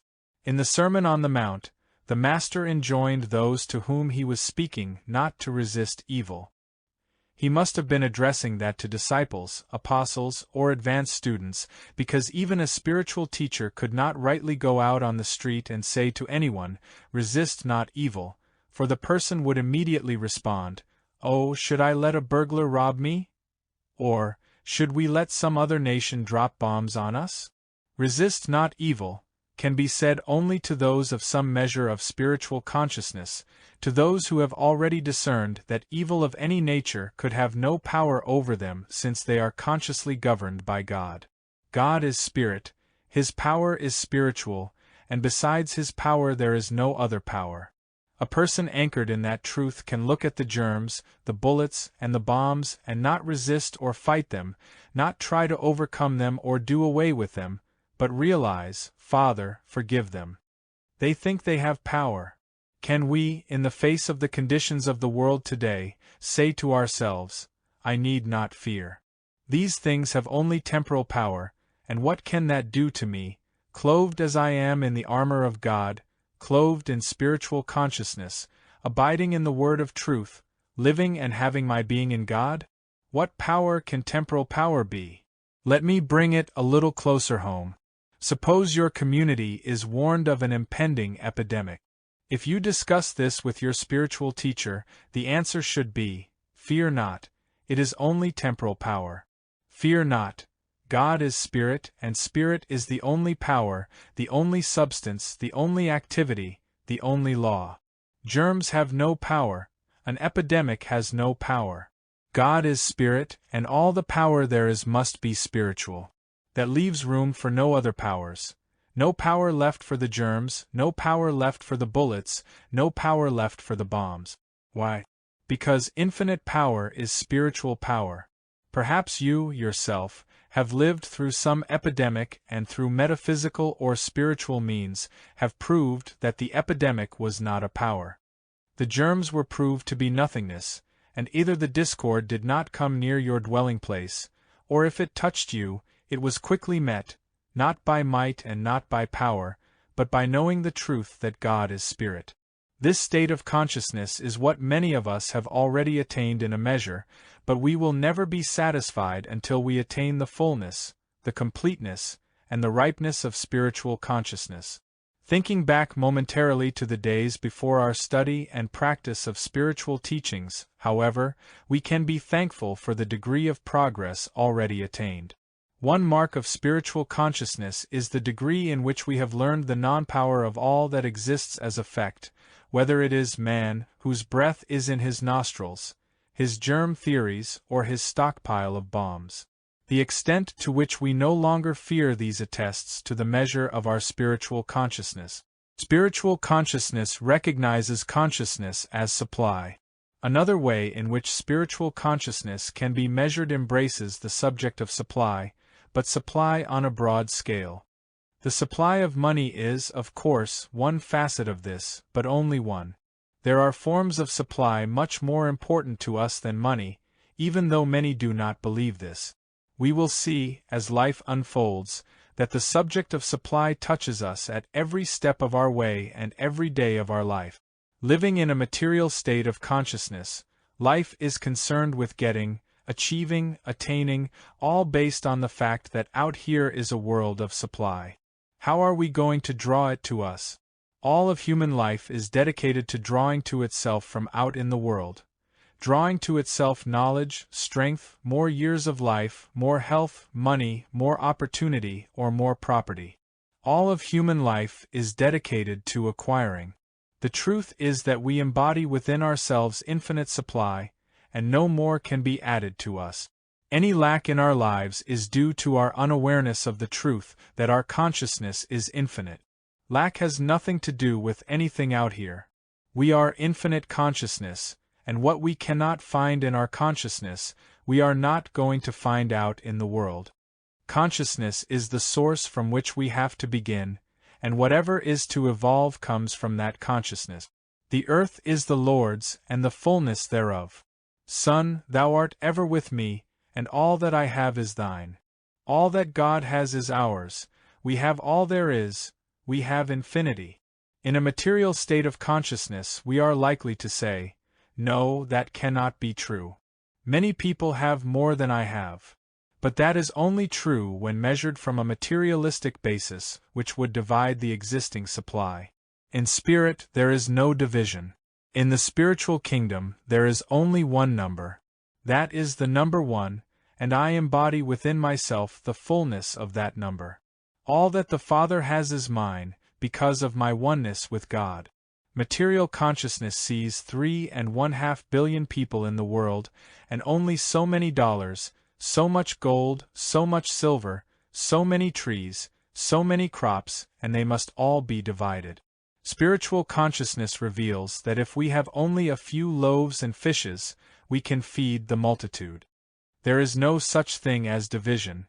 There is only multiplication, one multiplying itself over and over and over again. When Elisha approached the poor widow, who had only a handful of meal and a few drops of oil, he did not waste time praying to God to give her more. He knew the spiritual law of supply and first asked her to make him a little cake. It was as if he had said to her, "What have you in your house?" Because spiritually, that is the secret of supply. What have you in your consciousness? Do not look out into the world and see what you want and ask for it. Do not have an idea in your mind of what you would like and then pray to God for it. Ask yourself, what have I in my consciousness? The only supply you are ever going to have is what you begin to pour. The bread that you cast on the water is the bread that is going to come back as your supply. If you touch somebody else's bread that has been placed on that water, your fingers will be burned. You are entitled only to what you give forth, just as you are entitled to no more out of life than what you put into life. Anyone on the spiritual path who believes that he can take more from life than he is putting into it is not counting the day of reckoning. Those who have the most, of them the most will be demanded. Begin to evolve spiritually by withdrawing your gaze from the world and the things of the world, your desires and your wants, and live spiritually, live from the standpoint of what you can give or add to the world, so that if someday a monument is built over your body or your ashes, it will not say that he attained so much in the world, but that he gave so much to the world. Let us build that kind of an epitaph. What have I in the house now? In a spiritual universe, we are thinking in terms of spiritual gift. One of the greatest gifts we have is the gift of prayer. So if we have nothing else in our consciousness but that gift, we can begin to give in the form of prayer. Prayer for our enemies, for the world, and for our neighbor. There is no one in all the world who does not have some trace of love in him, although there are many people who do not give any evidence of love. But everyone has at the center of his being some love. Love that can be expressed in service, love that can be expressed in gratitude, cooperation, understanding, and forgiveness. Everyone has some money or clothing, something that can be given or contributed to those who appear not to recognize the infinite nature of the storehouse upon which they may draw. Drawing on the spiritual storehouse, knowing the truth of the infinite storehouse within, we can draw forth from consciousness, not only all that is necessary for our particular unfoldment, but 12 baskets full left over to share. Any demonstration that merely provides for our needs alone is not a spiritual demonstration. The Spirit does not operate that way.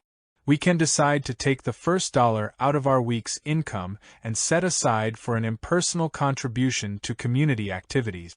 We can decide that since this is not from us, but from the infinite storehouse, we will increase that outgoing dollar because of the incoming increase which must inevitably follow. But spiritually the increase cannot occur until the outgo has taken place. This is the reverse of the materialistic concept, which is that if money comes in, we will pay it out. In the spiritual universe we pay it out in order that it may come in. This applies to every facet of life. There are many requests for help that come from persons who would like companionship. My answer is, I don't believe you want companionship. I think you are looking for a companion, and I am not in that business, so I cannot help you. Wanting a companion is quite different from wanting companionship. Anyone in the world can have companionship because God has planted that quality in every person, and all anyone has to do is to share it. Companionship is not something that we get from another. Companionship is something we give to another. Therefore, to have companionship means first of all to give it in one form or another.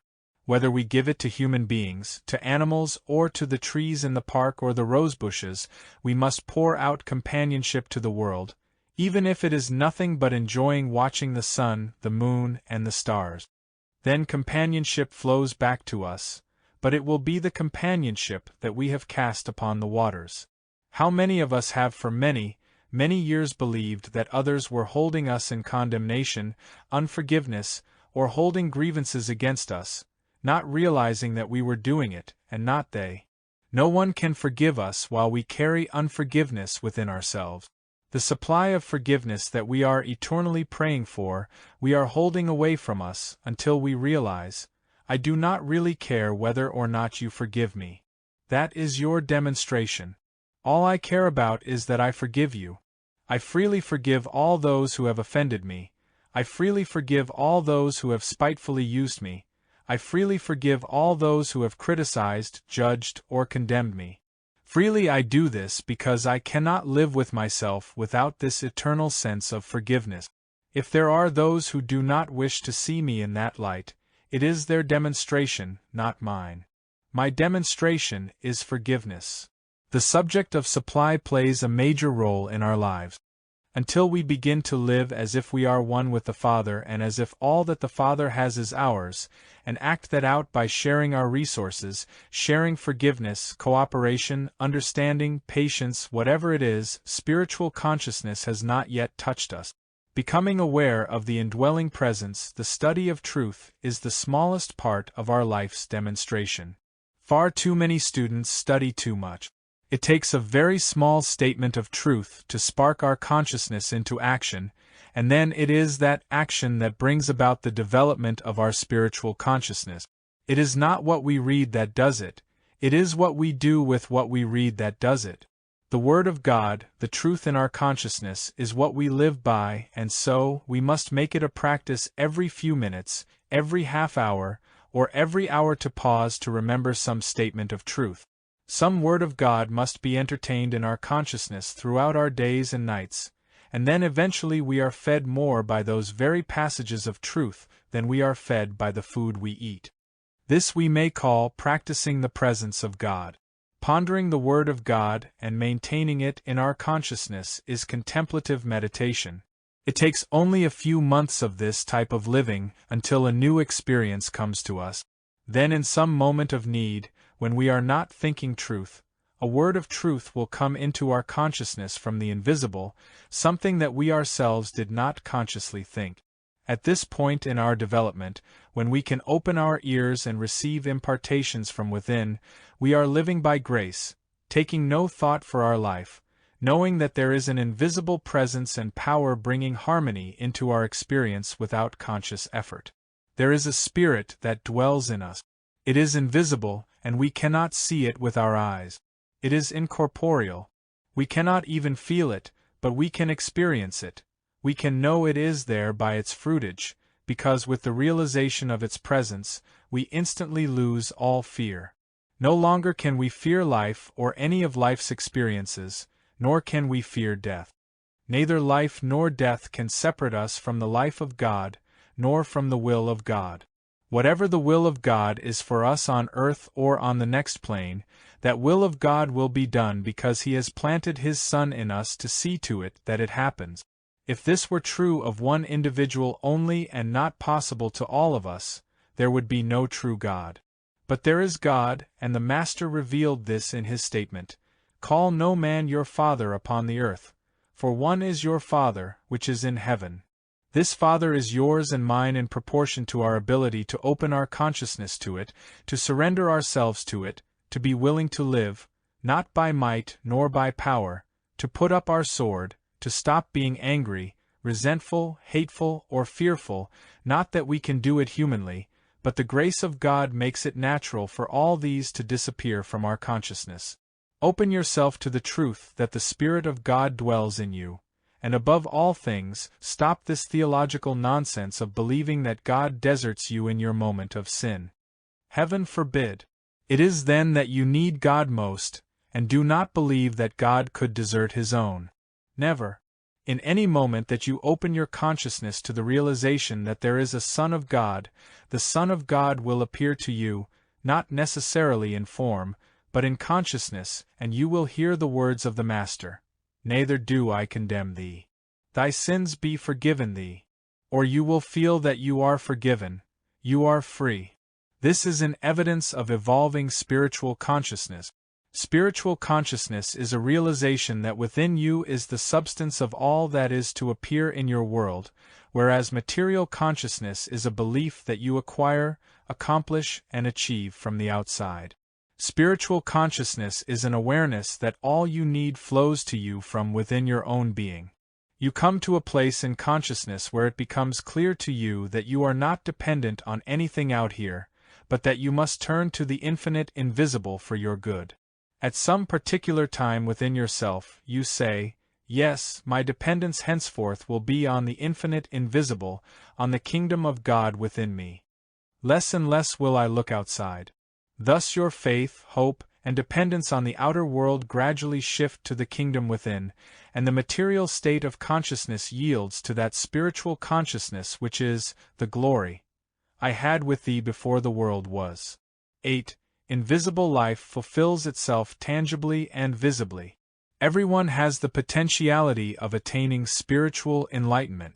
From the moment we open our first book of truth or have our first contact with an enlightened person, our own enlightenment has begun, and spiritual illumination will come to us in proportion to our seeking it.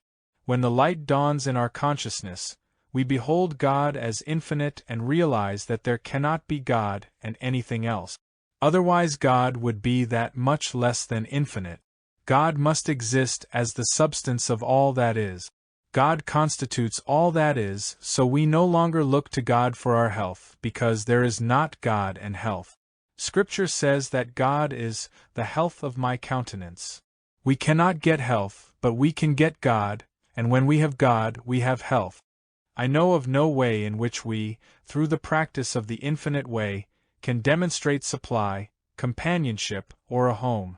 As a matter of fact, I sincerely believe that all such attempts would prove to be a barrier to the demonstration of our harmony. Outside of God, I cannot find abundance, companionship, or home desirable. In fact, I cannot find life itself desirable outside of God. To live in the greatest harmony, health, or abundance without God would seem to me to be living a very barren life. God is infinite being, and since there cannot be anything beyond or anything more than infinity, there cannot be lasting supply, home, or companionship outside of infinity. There is only infinity, and whatever is embraced in the infinity of spirit. How can we think of spirit or God as the substance of all that is and then go to God to get some material thing? God is infinite, so what is there to get? There is nothing outside the limits of spirit. How can we go to spirit to get something that does not exist? Is not the very idea of going to God for something the barrier to its attainment? It may be that for some reason we are experiencing a barren period in our personal life. That does not mean that supply is absent and that if we could only reach God, He would make it appear. God is omnipresence, and our recognition of the omnipresence of God will, in due course, show forth the evidence of what we call supply. We think of omnipresence, however, and then we think in terms of the omnipresence of some form of good. But omnipresence means the omnipresence of spirit, the omnipresence of the source, of the law, and of life, not the omnipresence of any form. It would be a mistake to say that omnipresence means the ever-presence of roses, because roses are not always in evidence. True, they are always here in their spiritual essence, but not in manifested form. The recognition of the omnipresence of spirit will bring the rose into manifestation in its due season, or the fruit, the money, the transportation, the companionship, or the housing. But omnipresence must be thought of as the omnipresence of spirit, cause, substance, and activity. The only taking of thought we should do is to acknowledge the omnipresence of spirit, and then let that realization manifest itself as what we eat, drink, or with what we are clothed, not in what we call our due time, but in its due time. In our human experience, it seems we sometimes have to wait for these things to appear even though they are omnipresent now in consciousness. It is very much like healing. Actually, all healing is instantaneous. There is no such thing as delayed or gradual healing, but the outward manifestation does not always appear in the same second as the healing. If we were to receive an impartation now that brought forth healing, we might not be aware of the healing until tomorrow or next week. There may be a claim of lack or limitation in some form. We ask for and receive help. It may be a week, however, before something comes to us as the necessary number of dollar bills or whatever form the fulfillment is to take. But because it took a day, week, or a month to see the completed outer picture does not mean that the healing was not instantaneous. The visible evidence is the effect of the healing, not the healing. The healing is invisible, but the visible evidence is the externalized or manifested effect. The infinite way recognizes the search for and the attainment of God as its only goal, thereby discovering the greatest mystery of all, which is that as God is attained, health, harmony, wholeness, completeness, companionship, home, abundance, and the 12 baskets full left over are also attained. The only right desire is the desire for the realization of spirit. The only demonstration that is possible in the infinite way is the demonstration of God's presence, and once we demonstrate that, good will unfold in infinite form and variety. Seeking the form and variety, however, will act as a barrier to the demonstration. Replace the concept of a giving and a withholding God with a God that is. Some years ago, a woman came to my office, complaining that nothing seemed to happen in her life. Here she was with a new teaching, and it was not doing any more for her than her old religion. No matter what she did, no matter what her practitioner did, nothing seemed to turn out right for her. One day in my office I said to her, "Tell me, what do you think about God? I mean, do you have the same God now that you had in your church? Do you pray to God in the same way you prayed before?" "Oh," she said, "I do not pray the same way, because now I affirm and deny, whereas before I used to ask." "Yes, I know, but are you affirming and denying to the same God? Is it to a God you are expecting to give you something?" "Oh yes. God does not change. It is the same God. There is only one God." "Well, I am afraid that is where you are stuck. There is only one God, but you have not met Him, and until you give up the concept of God that you have, you are going to get the same reaction from that concept, whether you beg, plead, affirm, or deny, and it will be the same if you give up affirming and denying. The result will be nothing, because you are worshipping a God that does not exist. We have to change our concept of God until we attain the realization of a God that is, and a God that is rising, a God that is eternally being God, without any urging, asking, or begging from us, or without any affirming or denying, a God that is infinite in being, omnipresent in being, omnipotent in being, omniscient in being. We must come to a whole new concept of God and make a transition from whatever former concepts we have held. God is not going to be any different a century from now than God was a century ago. God was not any different on the shores of Galilee 2,000 years ago than God is today.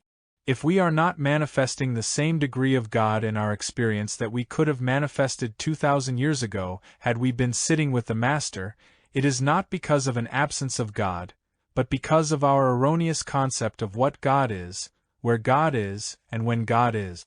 It all has to do with us. To what degree have we attained the realization of the omnipresence of God and of letting God, divine consciousness, live our life? To what degree are we still trying to mold God into our image and likeness? Our concepts must be changed to give way to a recognition of omnipresence, omnipresence here where we are, omniscience, the all-knowing, omnipotence, the all-power. Then we can relax and be. All there is to do is to be and to awaken in the morning in the realization, I am living here and now, and the Spirit of God that dwells in me goes before me to perfect this day. He performs all that is given me to do. He perfects that which concerns me. My only function is to be and to bear witness. As we stand still and bear witness, our good will unfold from an invisible source through an invisible power operating on the visible universe. It is God that brings up the sun. It is God that awakens the buds and brings them into full bloom. It is God that is invisibly working to put fruit on the tree. That same God is invisibly working in us to bring forth God's fruitage as our individual life. You and I are not all supposed to be merely mothers or fathers, businessmen, ministers, or practitioners. Each one of us is to show forth God's glory in an individual way, and who are we to dictate to God what we would like to be, or what we would like to do, or where we would like to do it? Have we not watched the seasons change, the coming and the going of day and night, winter and summer? How can we deny that there is an invisible presence, life, and power acting intelligently as the visible universe? How is it possible not to accept an invisible, all-knowing God capable of operating invisibly in us and through us to bring forth fruitage, harmony, and peace? Having this higher concept of God as Spirit, all-knowing, all-loving, all-presence, all-power, why can we not rest, relax, live our life and just be, knowing that whatever is necessary each hour will come forth in its season? But even though we know these truths, we forget to bring them to conscious remembrance each day. One of the barriers to our progress is that we let truth lie dormant in the back of our mind instead of praying without ceasing. Consciousness determines our life experience. Nothing can come into our experience except through our consciousness, so what our life will be depends on what we entertain in consciousness. If we entertain the idea of God as omnipresent intelligence, love, and power, good is going to be our experience. Our responsibility is to be still and let omnipresence flow. We need not take thought or plan anything, we just live whatever flows through, which will be every quality of God. Why? Because that is what we are entertaining in consciousness, God. We do not have to think thoughts of generosity, forgiveness, or abundance. We have only to abide in omnipresence, omniscience, and omnipotence, and when we do that we lose all capacity for anything but God, and God flows through. We find ourselves being loving, generous, kind, and pure, but we have not had to take thought about it. What is in a consciousness that is not imbued with omnipresence? What is left when God is taken out of our consciousness? Fear, ignorance, superstition, desire, anxiety, concern, give me, help me, I, me, mine. When God is absent from consciousness, we are living a life with all the accidental happenings that make up the human experience. Only when consciousness is filled with the presence of God is it true that nothing can enter that defileth, or mocketh a lie. Holding good thoughts will not be a protection to us. The only protection is holding thought on God. There is no use thinking thoughts of safety or security or thoughts of abundance. Such thoughts will never bring these to us. A consciousness imbued with God is a consciousness full of love, life, forgiveness, sharing, peace on earth. We cannot have a consciousness filled with God and fail to understand that all mankind is really God in manifestation. Mankind as a whole is not showing this forth because it is ignorant of its true identity, just as we were before we were awakened. If our consciousness is filled with God, nobody has to tell us how to act, because there is no way for us to act. There is only a way for God to act in us and through us. Consciousness externalizes as form. As soon as even a small measure of spiritual illumination is attained and that consciousness which is God becomes realized as our individual consciousness, it becomes the substance of all form and the harmony of life. Consciousness appears outwardly as form. At one time a practitioner friend who needed to make a trip to Europe left his entire practice in my care. When he came back, he said his patients were so pleased with my work that he felt he should go to another part of the city and set up a whole new practice. I explained to him that he could not do that even if he wanted to. These patients were his own consciousness appearing as form, and he could not any more give those patients away than he could give away his own consciousness. He could not transfer his consciousness to me, and neither could he transfer his patients. During a temporary absence, he could ask me to care for them and ask them to let me care for them, but that is quite different from giving them up. Once this is perceived, we are forever lifted above any sense of competition at any level, whether in business, art, science, or in the healing or spiritual teaching ministry. Why? Because we do not have customers, we do not have patients, we do not have students, we have our consciousness, and our consciousness externalizes as whatever form is necessary to us. No one can take what is ours away from us. Once we understand that there is not God, and we will know that there is not consciousness, and therefore there is not our consciousness and our business. Our business is our consciousness in a specific form. When we realize that the customers that we have built into our business with integrity represent our consciousness in form, no one can ever take them from us unless we lose our integrity. The bread that we have cast upon the waters is ours, and it cannot fall into anyone else's hands. It must return to us because there really is no going and no coming. There is no separation between our consciousness and the bread and the water. It is all consciousness appearing. As we realize this, we will never seek for bread, wine, water, life eternal, companionship, customers, patients, or students, but we will realize that our consciousness appears as these. Then we will see that no sense of separation can ever get in. The only reason you and I do not experience all that the Father has is that there is a sense of separation which comes from the materialistic concept that there is a God somewhere. A God and a man, a God that is pure and a man who is a sinner. How are we going to get them together? I suppose the first thing to do is to persuade the sinning man to be good. But what constitutes being good? If we are Hebrews, it is going to temple on Saturday. If we are Christians, it is going to church on Sunday. Which of these is good, Saturday or Sunday? How are we going to conform to some kind of good in order to deserve God? The answer is that there is no way to become good enough to deserve God. There is a way to realize God as our being and discover that because God is pure, our being is pure, and then all the impurities are washed away. Whatever is of a negative nature in our experience disappears. It does not happen because we are good, but because God is good, infinite, and omnipresent, and there is no room left for anything but good. God is infinite consciousness, and therefore our consciousness appears as form infinitely. Our business is infinite, our profession is infinite, and if we are in the healing work, our practice is infinite. If we are spiritual teachers, our student body is infinite. There is no limitation whatsoever unless we ourselves accept limitation. When consciousness gives us a work to do, it gives us that work not in order that we may be fulfilled, but that it may be fulfilled. It does not give it to us to do as a sacrifice on our part or to make things easy for someone else at our expense. Always the reason is fulfillment, and what we do as the instrument of that divine consciousness automatically fulfills us. Everyone who is functioning on the spiritual level of life is fulfilling an inner urge, fulfilling some mission that has been given to him, and his life is fulfilled even if to the world it appears to be a sacrifice. Those who are on the spiritual path are not on it for glory or for profit. They are on it because there is an urge from God within, a drive that will not give them rest.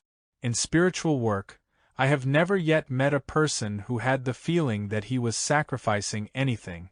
Rather does he have the feeling that he is being fulfilled, and the benefit to the world is incidental, for he is doing the work for the fulfillment of his own soul and inner life. When a person does that, he is not sacrificing. It makes no difference then whether or not he is working 20 hours a day and giving away every dollar he earns.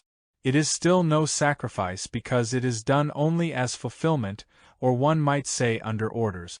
The higher form of demonstration is to forget the world and think only of attaining one's own highest consciousness. Then let follow what will. Let no one think that he has anything to give the world spiritually until he has attained the conscious realization of God. When he has that, he is given his particular mission to perform. Going from the mulish state of consciousness to a reliance on the invisible. To live the mystical life is to acknowledge that everything in the visible realm comes forth from the invisible.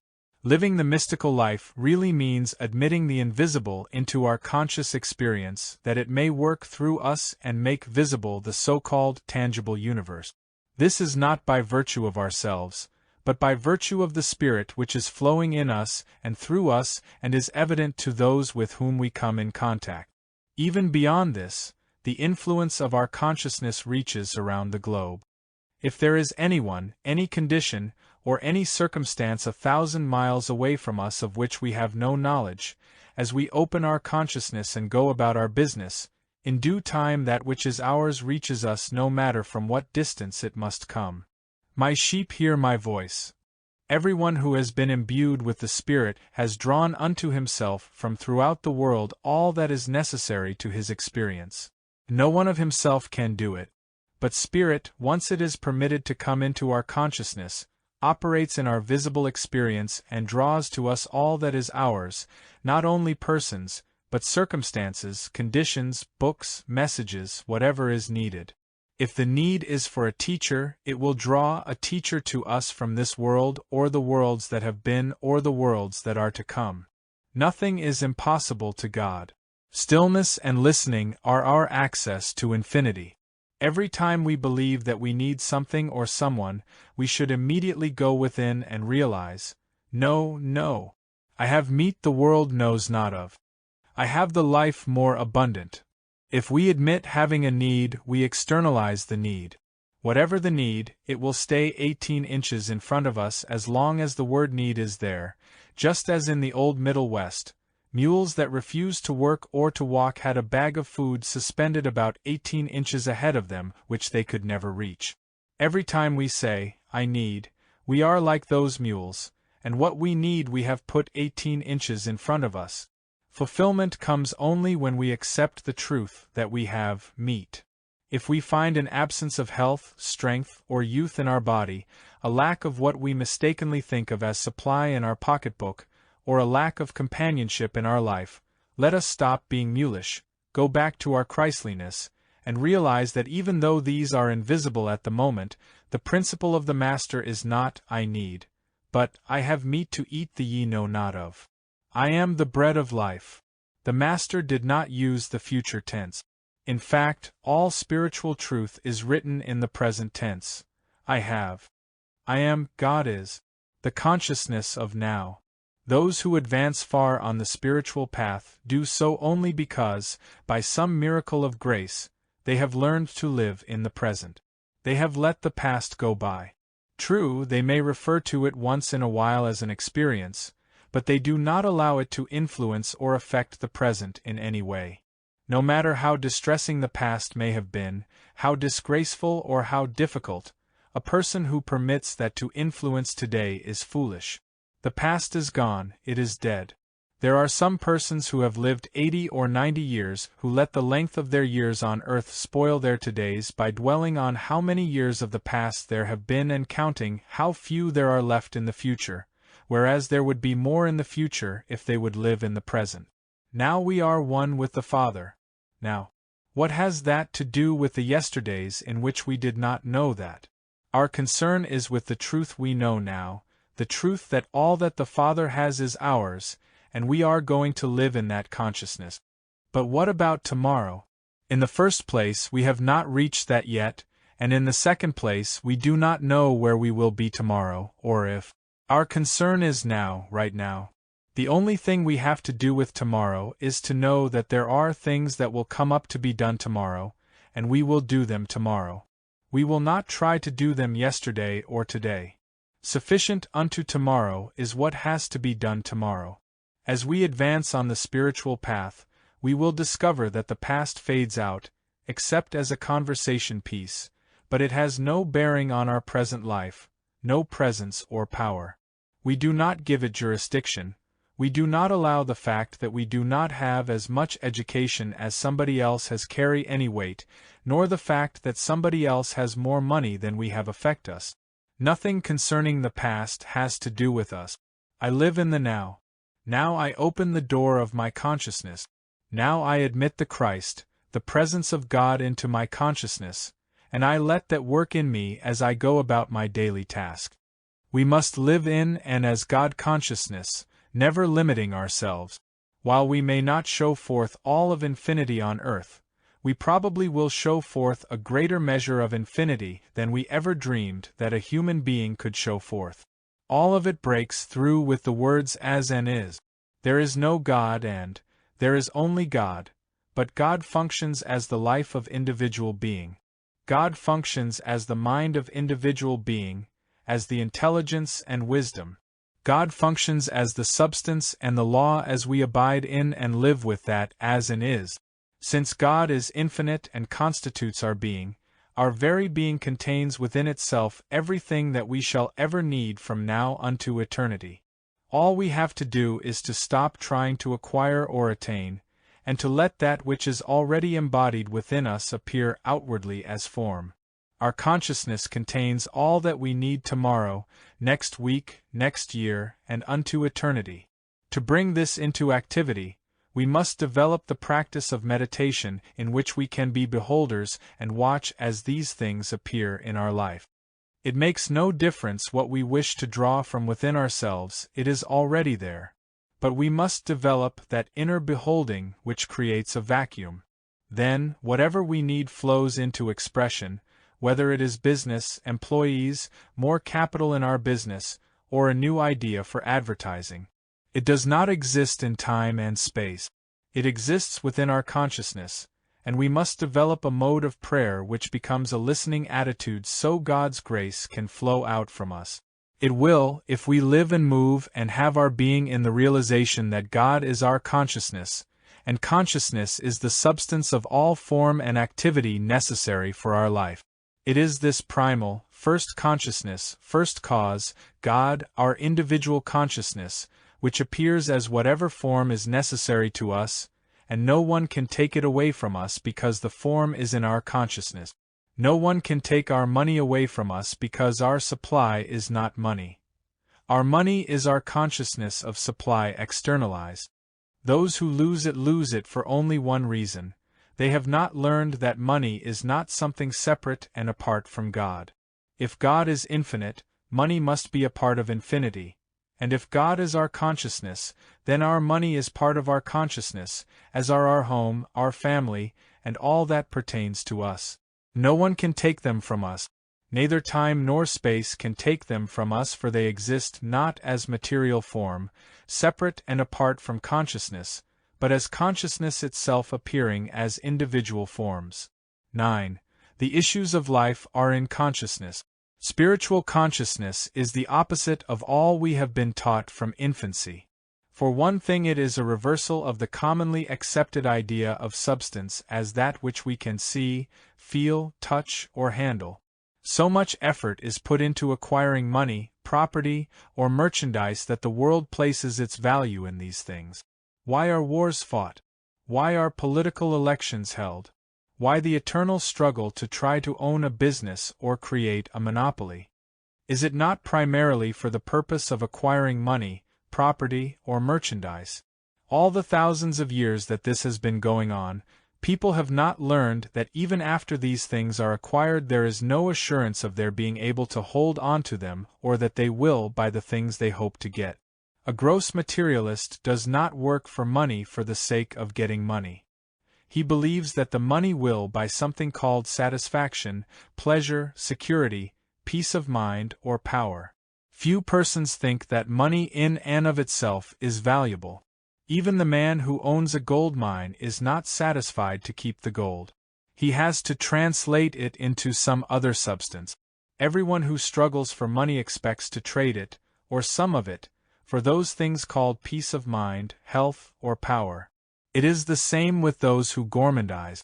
It is not the food they care about. Always in connection with the eating or overindulgence in food or drink is the belief that the indulgence will bring satisfaction. Where the materialist differs from those of spiritual vision is that the materialist believes that he must first accumulate the matter and then exchange it for spiritual values.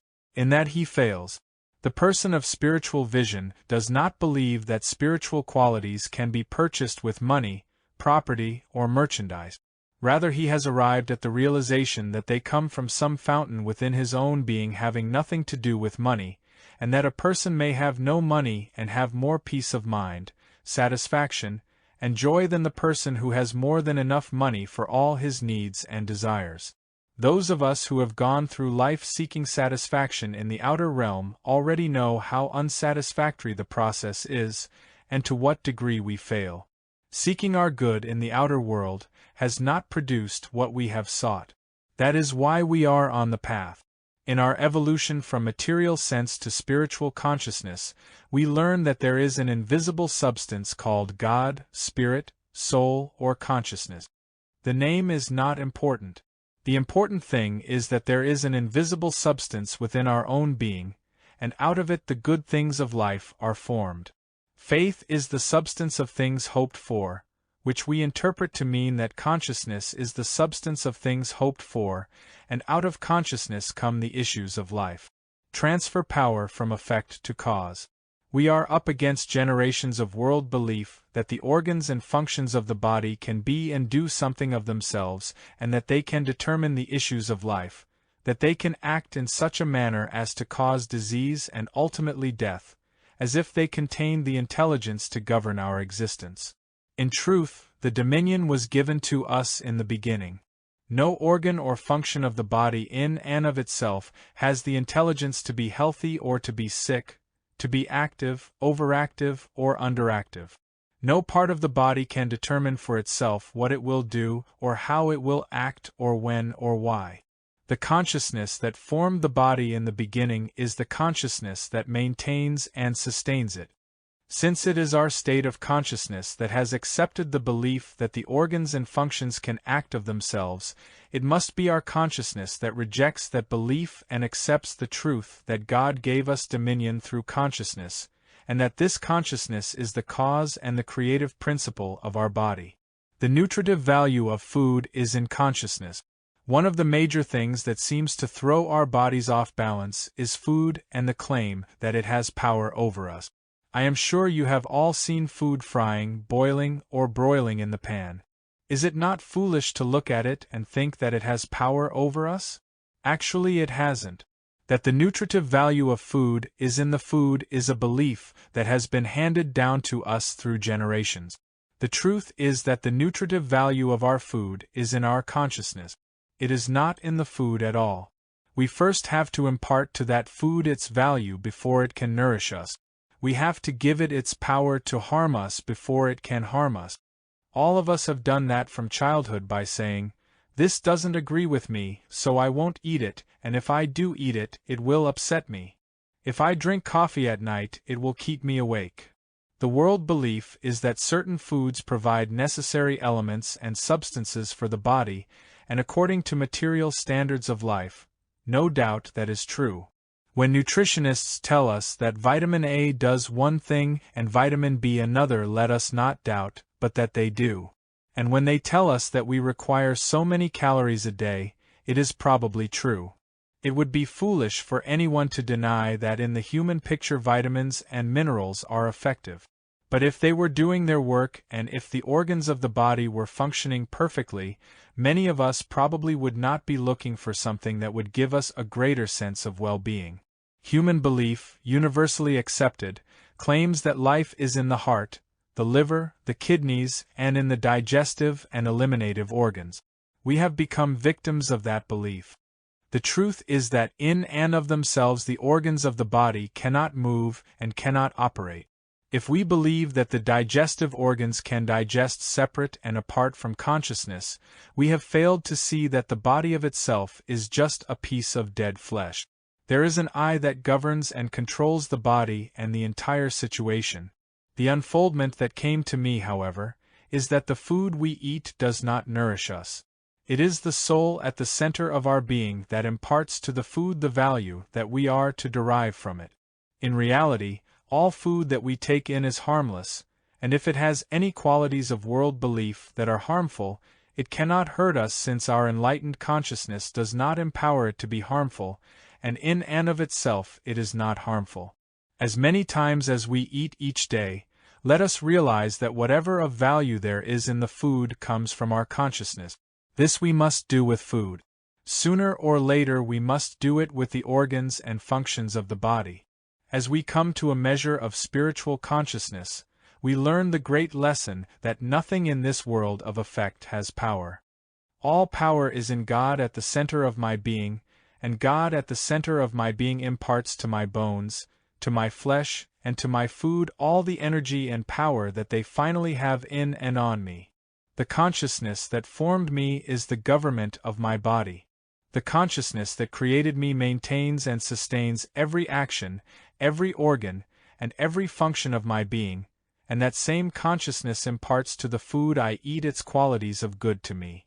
It is the very substance of the food I take in, and that consciousness determines its health-giving and nourishing value to me.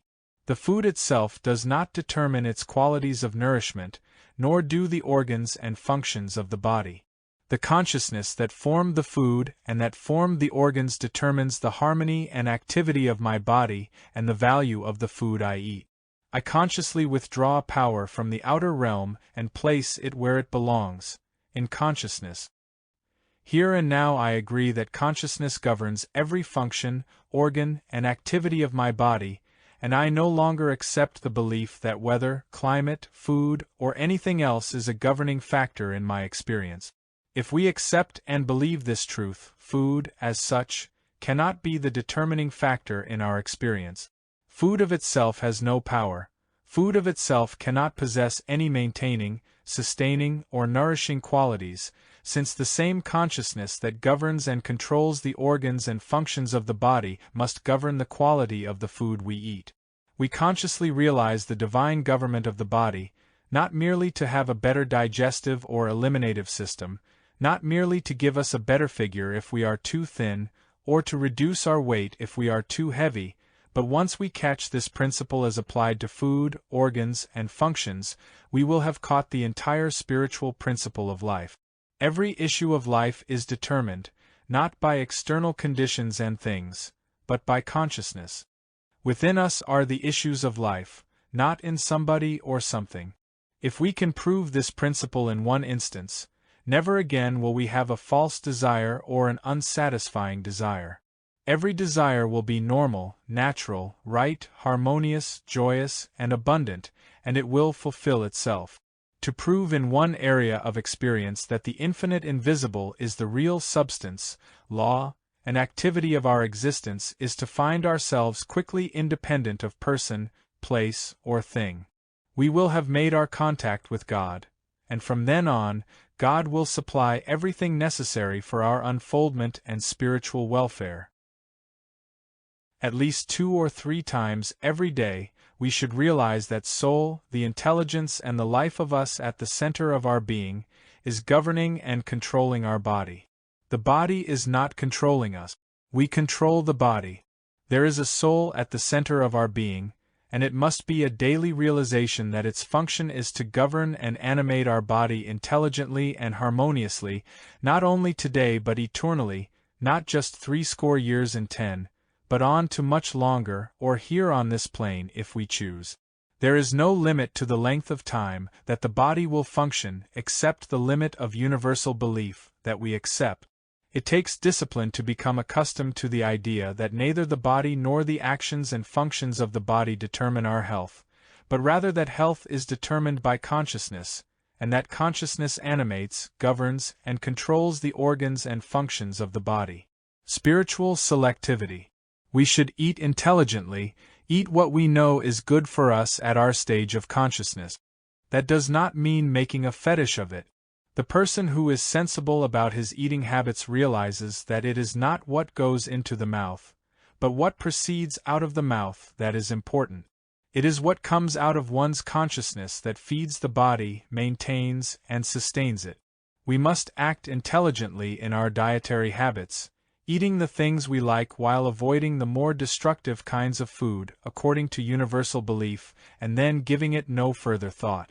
If we live each day in meditation and contemplation of the Word of God, we will be fed from within. I have meat to eat that ye know not of. That meat is the inner meat, the inner bread. Many people believe that bread is the staff of life only because of what Scripture says, but that was never meant in a literal sense. It means that the Word of God is the staff of life, and abiding in it, food will never bother us to too great an extent. There will not be an overindulgence, nor will there be an underindulgence. Our elevated state of consciousness will prove to be selective, so that gradually we will discard food that for us is not particularly acceptable to our system. That does not mean that food is either good or bad, but it does mean that there are states of consciousness which will not take too readily to some foods and will take to others. Not knowing that, we have formed the habit of eating almost everything we like. But spiritual selectivity will sometimes tell us not to eat meat for a week or for 2 or 3 weeks, or to drink a quart of water daily. That is not a reliance on matter. That is a spiritual selectivity, bringing to us our need in a language intelligible to us at a given moment and at a given state of consciousness. In our modern way of living, everything that is put in front of us is not really food, even though it is dressed up as food on the table. When we go to restaurants, we eat what is set before us. It cannot harm us because it is not a power, but neither would we want to spend our whole life eating what from a human standpoint is not food. So in our homes we should have the intelligence to use bread, pies, or cakes that are baked of flour and other substances that have real food value. If at this level of consciousness, we find that we are not getting enough of certain vitamins in our food, what difference would it make if we should take them in the form of a capsule or a pill? It is the same as food. As long as we tabernacle in the fleshly sense of body, we have to eat, and the food we eat will carry with it some measure of world belief, and the measure of that belief will determine our comfort. As we work with the principle of one substance and one power, world belief will have less and less power in our experience, and we will be living out from our God-given dominion. Power is in consciousness. We must pass from the belief that something external has power over us to the realization that all power is derived from God and is given to us. Whether it is the organs and functions of the body, the food we eat, or the climate or weather outside, it is our consciousness that determines its good in our experience. When we realize this, we have made a transition out of material sense into spiritual consciousness. Now we no longer look outside for our good but to consciousness, and it appears outwardly as food, transportation, or home. We do not become ascetic and deny whatever of good comes, but enjoy it, knowing that it has come from the divine consciousness within us. So, also, we do not look to friends for companionship.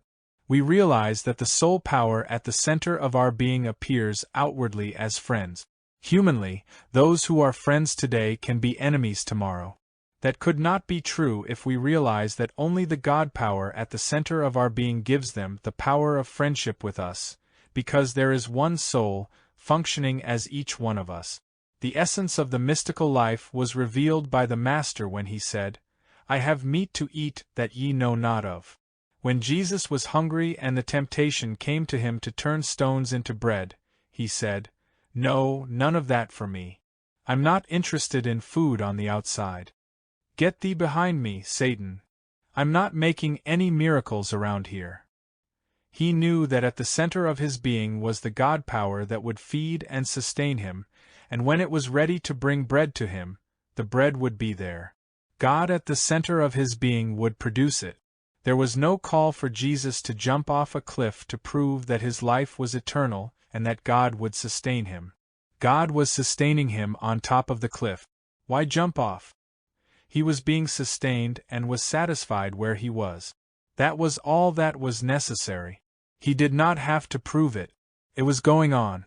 Life is going on for us, and as we realize that this life which is our life is self-sustained and self-maintained, we will make less effort to improve it, and then we will find it taking care of itself.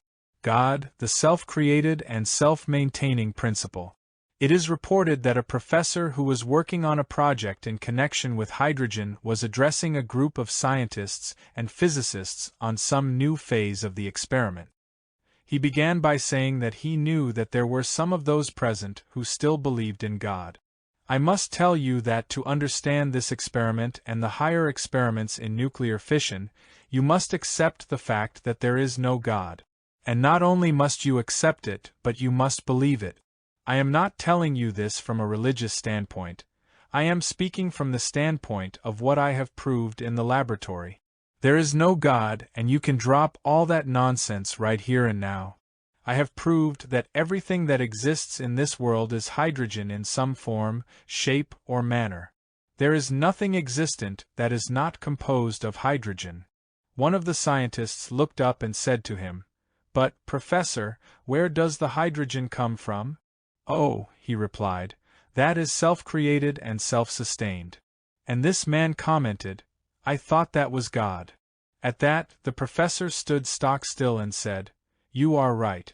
Whatever name you give it, it is self-maintained, self-sustained, and self-created. It is the infinite." And he himself was convinced. If that professor could have understood that there is a self-created and a self-maintained substance, he would have understood also that the substance of all form is eternal, immortal, and governed by that same self-creating, self-created, and self-maintaining principle or substance. Surely we must be able to go as far as this learned man and agree with that. We must recognize that the organs and functions of the body, the food we eat, the air we breathe, or the rain or snow that falls is of that self-created and self-maintained substance and activity which the professor called hydrogen, but which we call God. Because of that, there is no evil in any of those things. This brings us to the highest law of mysticism. In reality, there is only one power in this universe, all good, and there is nothing evil. We can make anything evil in our experience by thinking it so, but that does not mean that it is of itself evil. On the contrary, if we can posit a principle of a self-created and a self-maintaining infinite substance, then we must logically go the next step and recognize it as the only substance. If it is self-created and self-maintained, it must be good or it could not last eternally and immortally, and if it is good in any form in which it appears. Everything that exists was formed of the one basic substance we call God, soul, spirit, life, principle, or law. That substance is within us, and our realization of this makes it the law to the organs and functions of our body. It becomes the law even unto the food we eat, and it is that substance at the center of us which is the only nourishment that food can have. Every time we eat a morsel of food, usually we take in not only the food, but the world belief about the food. Some of it is fattening and some of it is thinning, some of it is good for us and some of it is bad for us. Since no change takes place in our life except through the activity of our consciousness, it becomes necessary for us to realize every time we eat, the substance and the activity of me are derived from God at the center of my being, and I can respond to no other thought or thing. I impart the activity, the nourishment, the satisfaction, the taste, and the pleasure to this food. I, consciousness, soul, spirit, at the center of my being, give unto the organs and functions of my body their capacity to digest, assimilate and eliminate, or whatever else the body has to do. Surmounting world beliefs through an activity of consciousness. Through an activity of consciousness, we transfer all power from the outer world and place it where it really belongs, within us. Dominion has been given to us by God over everything that exists, but we must consciously exercise that dominion. Consciously, we have to come back to the center of our being and for weeks and months realize that dominion until it becomes automatic. The first few months of this study are very difficult. It takes discipline to remember where power is, how power is derived, and what real substance is. Every time we are tempted to think in terms of money, consciously we have to reinterpret this and realize, no, the power, substance, and supply are within me, not in dollar bills within me. If they were in dollar bills, a dollar bill would always buy the same thing. It does not. The power of supply is within me, within my consciousness, which determines my supply. No one can avoid the responsibility for spiritual realization and for developing a consciousness of one power. We pay the penalty for whatever belief we accept, until that belief is corrected. Whatever of good comes into our experience comes through the activity of our consciousness in accepting the truth and rejecting universal belief by consciously remembering every day, God at the center of my being is the law of my experience, and it is the law of love unto me. God at the center of my being is the substance and the nourishment of the food I eat. God at the center of my being is the law and the activity unto every organ and function of my body. God at the center of my being is the law and the activity of the weather and the climate. God at the center of my being draws unto me everything necessary for my good. It acts as a law of elimination to everything not necessary to my spiritual unfoldment and development. It is something to remember 3 times a day that all power is at the center of our being, vested in our soul, and that our soul is the substance, the law, the activity, and the reality of all that concerns us.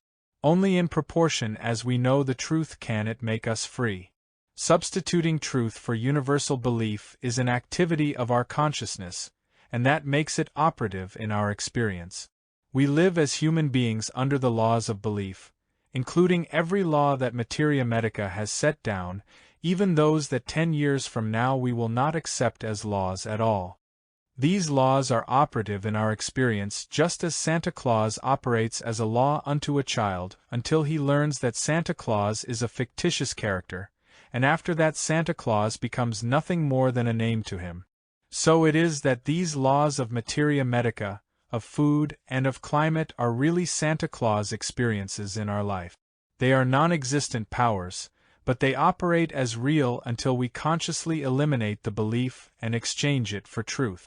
That no one can do for us except temporarily. That is why we can have healings from practitioners, but we cannot have our life made over.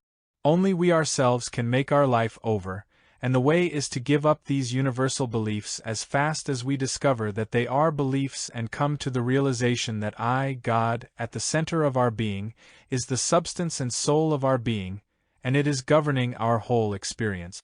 That divine consciousness to which we open ourselves in receptivity takes over and fulfills our life. But we have to let it in by opening our consciousness to that I within us which is all wisdom.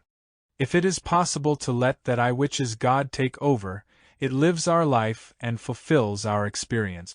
It has a better will for us and more power to fulfill itself and its good than we have, and it does it in a much better way than we can ever plan it. A good illustration is the experience I had when I first went to Portland, Oregon, to speak. If I had tried to tell God what I wanted, I never would have thought of the most important thing that came to me on that trip because I knew nothing about it. Fortunately, my prayer then was as it is now, Father, fulfill thyself.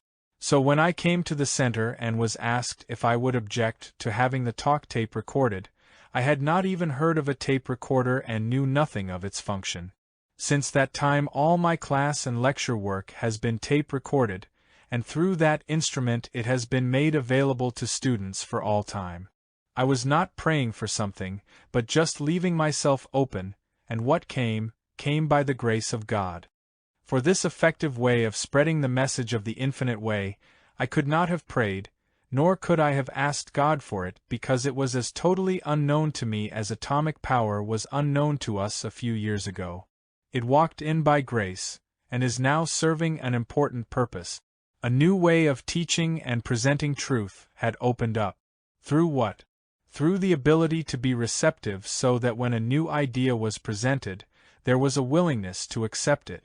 A door was opened because my prayer was to open consciousness to whatever form of good God sends, even if it is one about which I know nothing. We may think that we know what would be good for us tomorrow or for the balance of this year, but I can assure you that God has good for us that we could not dream of and would not ask for. Personally, I do not care what happens tomorrow. The way is so completely open with me that whatever God determines, that is the way it will be, and I am not going to be egotistical enough to try to tell God where I think I should be or what I think God should have me do tomorrow or the next day or next month or next year. We do not go to God to have certain things brought about for tomorrow. We go to God with this attitude: today, tomorrow, and all time to come, God, I belong to you. Map out my days. As we sit quietly and peacefully, listening intently, it will not be long until something says to us, go to bed, it is all right, or go on now and do your housework, or go to business. I am on the field. It does not have to say it in those words, but there will be a feeling of rightness. There will be a release of the burden, a dropping away of fear. Something will come bringing us a sense of assurance that God is on the field. This is the transition from material sense to spiritual sense. Every day we whittle away some world belief and substitute an activity of truth, until we reach the ultimate of spiritual living, where we do not have to take thought. Something at the center is always doing things for us, bringing the right food to us and rejecting the wrong, bringing us the right friendships and taking from us those that have no part in our experience, bringing the right opportunities to us and seeing that we do not take advantage of the wrong ones. Always there is something at the center of our being so that we find ourselves saying, "Heavens! I'm not living my own life anymore." That's right. We are not. It has taken over and it lives our life for us. So we can say, I'm not digesting my food. And we are not. It is digesting it. We have no conscious thought in the matter. We do not have to take conscious thought for any phase of our life. We let it take over and live it. Then we understand that the divine consciousness within us lives our life, and we just watch what it does. 10. The consciousness of truth is the healer. If all the people on earth could be brought to a spiritual experience, they probably would not care too much if they were healthy or sick, wealthy or poor. The experience itself is enough without these added human things. The healing ministry is important, however, because when a person has experienced a spiritual healing, it sets up a longing to go further than just being healed. It brings out in him a desire to know God, to live the spiritual life, and then in turn to be able to help others. There never has been and never will be a teaching that will enable anyone to heal. The letter of truth alone will never heal or reform anybody, but the letter of truth will provide a person with principles which, as they are incorporated into his consciousness, enable him to release himself from material sense and evolve into spiritual consciousness. It is spiritual consciousness that heals, the spiritual consciousness with which some few mystics have come into the world. Spiritual healing is accomplished through either the natural or developed spiritual consciousness of a person, and that spiritual consciousness is yours and mine when we no longer turn to God for healing or believe that there is a God withholding healing, a God who will do today what he was not doing yesterday. The degree of help you will be able to give anyone is dependent upon the truth that is embodied in your contemplative meditation or treatment, which becomes realized consciousness, the very substance and essence of the healing. A person who has been active in the healing ministry for several years should be doing effective healing work. By the time he has worked with these principles day after day, and night after night, his whole consciousness becomes so imbued with truth that there is little of humanhood left. The practitioner who has worked with enough different types of cases comes to realize that the words he has used in his meditations or treatments in the first year are really true. When he was using them then, he did not really believe them. He was merely declaring some words that he hoped were true.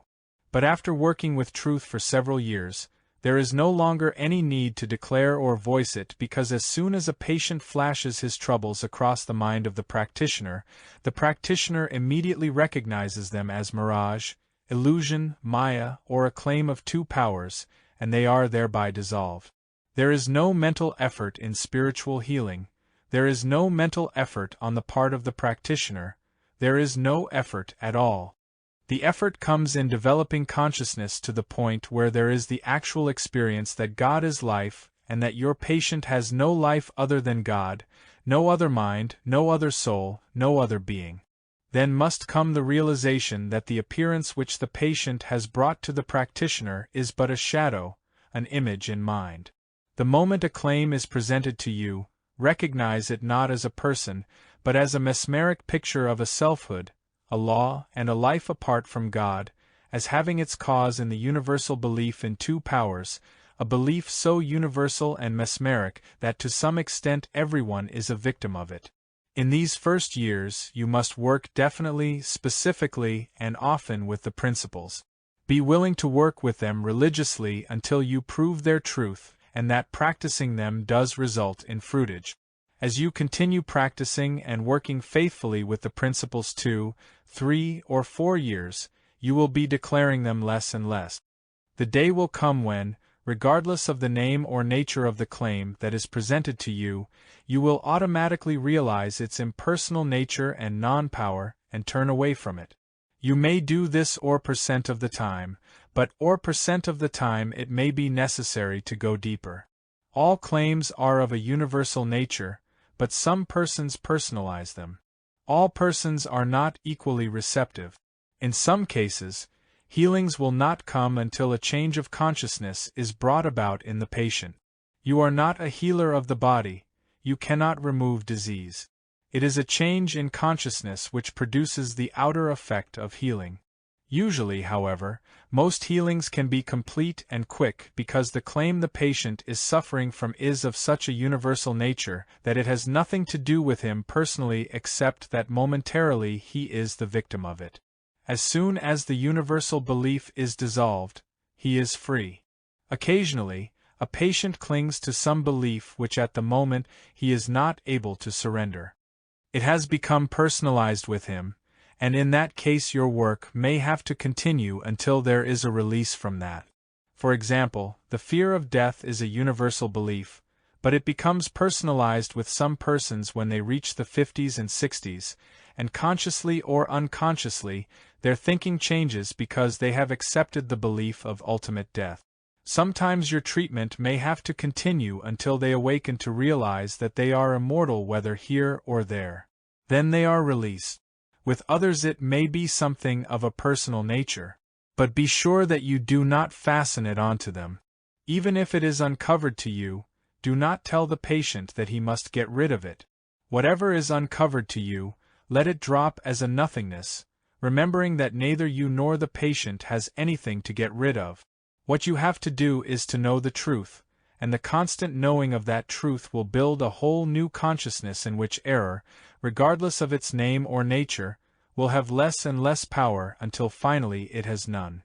Contemplative meditation or treatment lifts consciousness. Some of the problems that may present themselves to you continue to maintain the appearance of reality in spite of your recognition of their unreality. In such cases, you may have to work with these principles until you are elevated so high in consciousness that the Spirit of God takes over. Your treatment consists first of consciously realizing within yourself the nature of God, the allness, the omnipresence, and the omniaction of God. God is the lawgiver, and because of the infinity of God, all law is spiritual law. There is no other. Then what about this material or mental law? In the allness of spiritual law, material or mental laws must be lumped together as part and parcel of the carnal mind or nothingness and, therefore, inoperative. Through such treatment, infection and contagion are nullified without their even having been mentioned. It nullifies hereditary laws, laws of food, climate, weather, and the law of 70 years and 10, which is one of the most diabolical laws operating in human consciousness. When a person recognizes God as infinite, omnipresent life and then realizes that all the evil that comes to his eyes and ears is only the projection of the belief in two powers and is not a person or a condition, his fears drop away. He becomes quiet inside, and in that stillness something takes place which cannot be described. He cannot see what it is, hear, taste, touch, or smell it. He merely knows that he is in a state of calm. That calm is the presence of the transcendental something that dissolves the erroneous pictures. It does not heal disease, there is none. It does not reform sinners, there are none. It dissolves the belief in good and evil, and when that is dissolved the person is no longer seeing through a glass darkly. He is seeing face to face. God governs, maintains, and sustains its own creation. God is my life, my mind, my soul, and my being, and the only law operating in, through, and as my consciousness. I need not fear what mortal man or carnal mind can do to me. I need not fear what infection or heredity can do. I need not fear any material or mental powers, for the omnipresence of God is my robe. Into this, nothing can enter to destroy or disturb. No universal belief, no activity of the carnal mind, nothing of any nature that the world calls destructive. The omnipresence of God reveals the nothingness of the carnal mind, of all its activities and whatever its so-called history. The carnal mind does not operate as a person or thing. It operates only as a belief in two powers. I do not accept that belief because I accept God as the one power. Did God make the carnal mind? No, the carnal mind and all its activities are nothing. They are this universal human mind arising out of the belief of good and evil, a belief which has no real existence. In reality, there is no mind to be called carnal. Did God create any law, any being, any power, or anything anywhere any time that could destroy its creation? No, the infinity of God eliminates all possibility of God ever having created anything destructive to itself, and there is no other creator or creative principle. A patient receives the benefit from the practitioner's help because he has made contact with the practitioner, and the truth the practitioner knows in his consciousness becomes the law unto the patient. It is never the truth when there is a you in the treatment because the you who is being addressed has just told the practitioner that he is sick. How then can he be the child of God? How can he be spiritual or perfect or immortal? A human being is never immortal or spiritual. He cannot be. This work is undertaken to make the human being die daily, so that he may be reborn of the Spirit. Is it not foolish to tell that human sense of self which is to die, that it is already spiritual? Do not give anyone a treatment or take a person into your meditation. Forget those who have turned to you for help, turn to the presence within. By remembering and rehearsing these specific principles, you bring yourself to the place where you no longer fear the appearances that are brought to you. You cannot hate error anymore, nor can you fear it, because now you have witnessed that, in and of itself, it is not a power. It is merely a belief. The purpose of your treatment or contemplative meditation is to assure and reassure yourself as to the truth of these principles until you are so elevated in consciousness that you can settle down with, "Father, it's your turn." Then you wait, sometimes seconds, sometimes minutes, until you feel a response, a release, or you may even receive a message.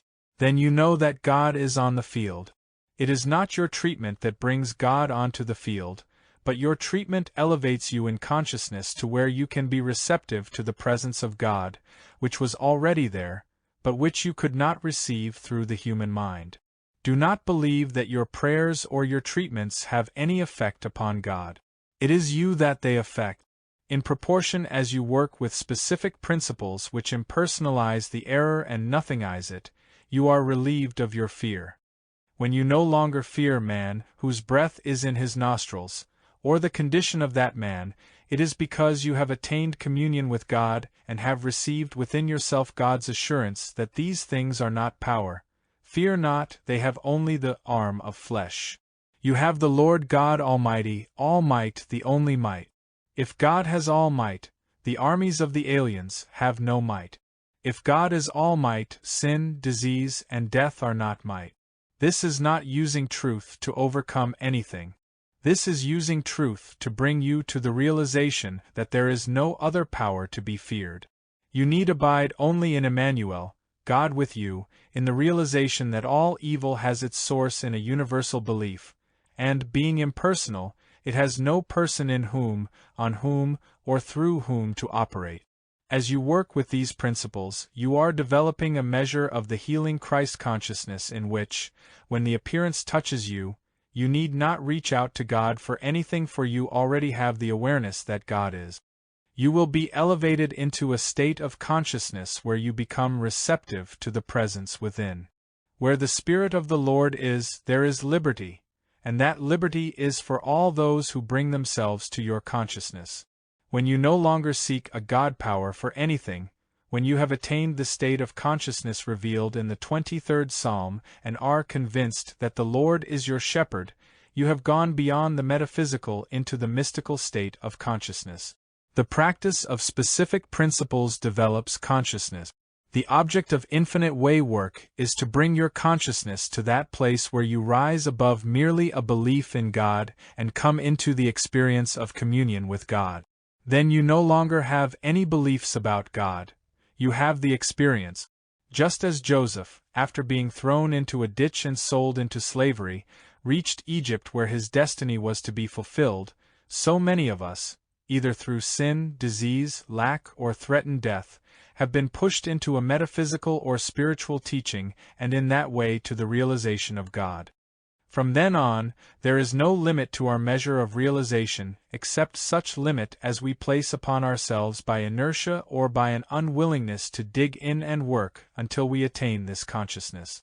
You cannot come to the spiritual throne until you love God supremely, and you are loving God supremely only if you acknowledge God as the only power.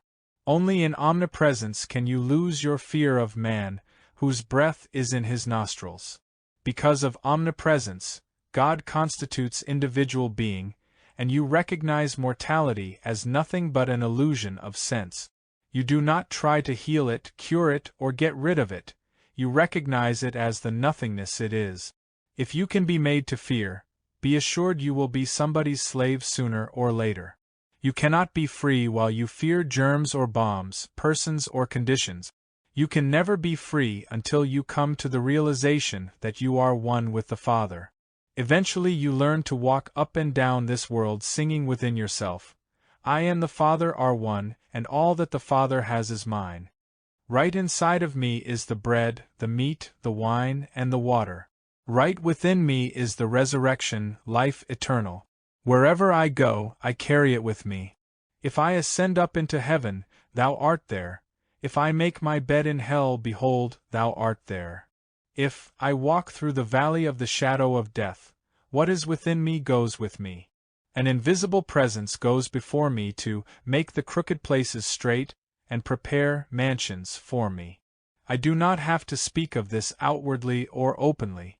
Knowing this truth inwardly, secretly, and sacredly, the invisible Father which seeth in secret goes before me to reveal fulfillment on the outer plane.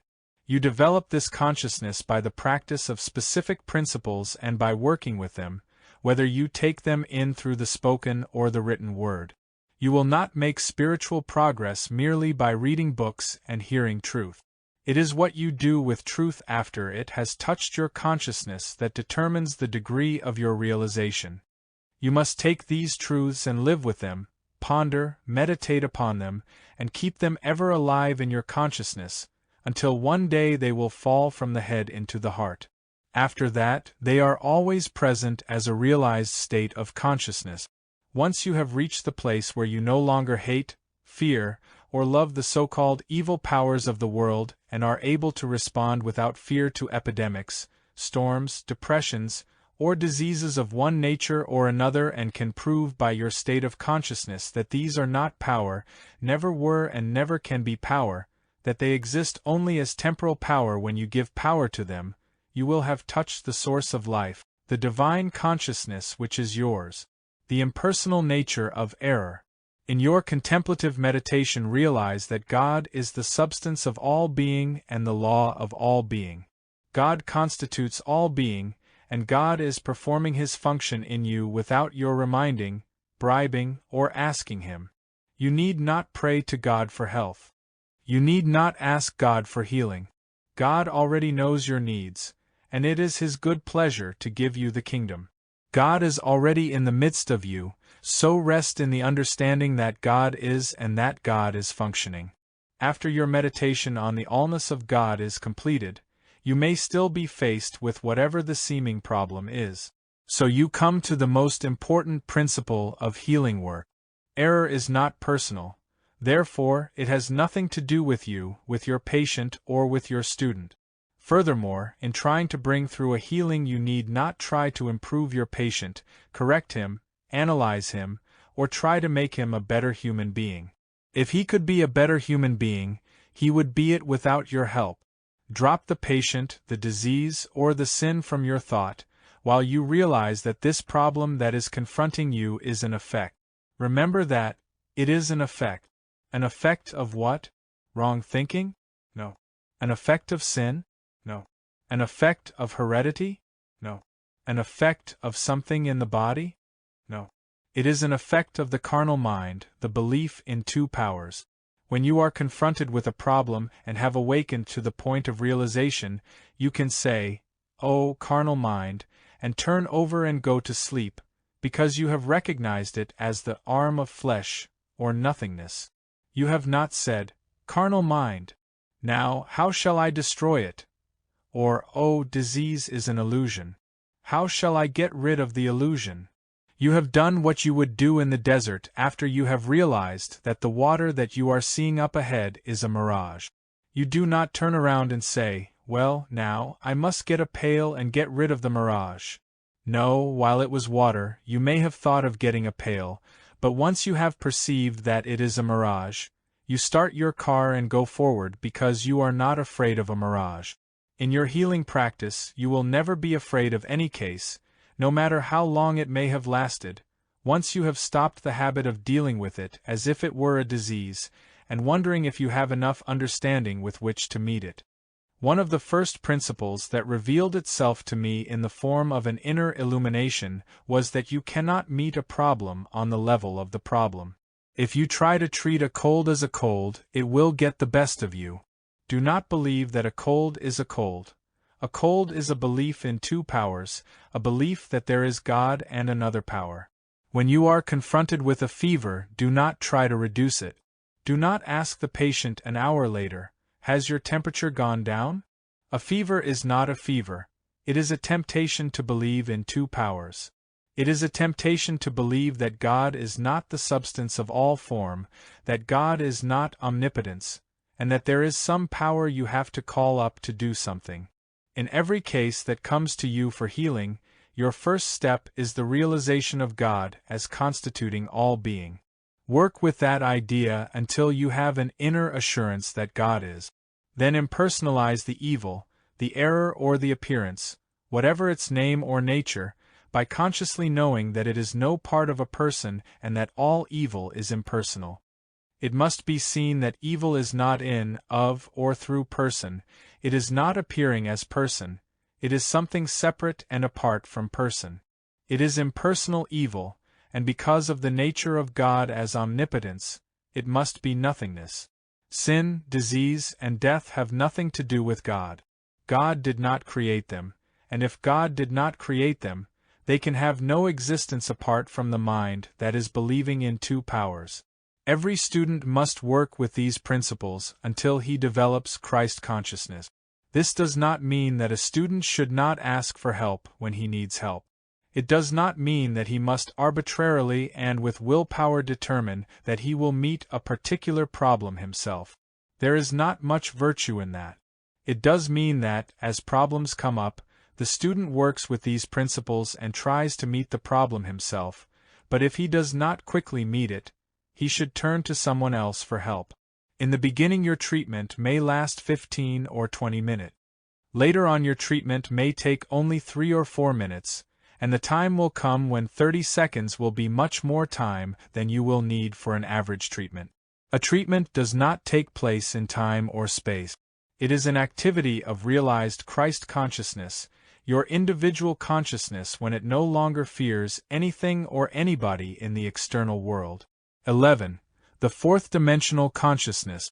Working and living with a message such as the infinite way and being on a path of this nature, there comes a time when a transition is made from living a normal human life in which we make decisions and accept responsibilities to one in which we become aware that we are not alone, but that there is something else. Whatever it may be or however the experience comes to us, we have a feeling that somebody or something is very close to us, governing our life. We find ourselves going in directions that we had not thought about or planned, and perhaps doing a work that we had never before dreamed of. There is always an awareness of the presence going before us to make the crooked places straight, walking beside us as protection or behind us as a rear guard.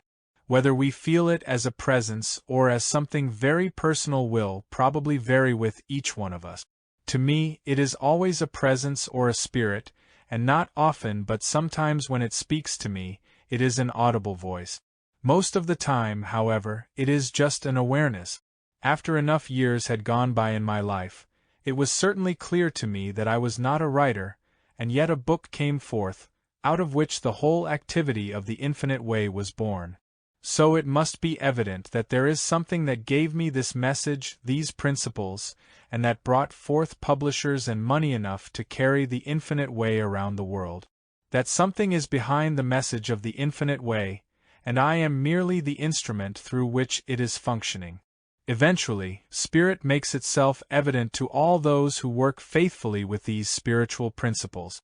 It does not duplicate through them the work of the infinite way because that would not be intelligent, but it has been responsible for the editing of these writings and for raising up teachers, who have felt the Spirit to the extent that they also are but instruments through which the Spirit is projecting the infinite way into human consciousness.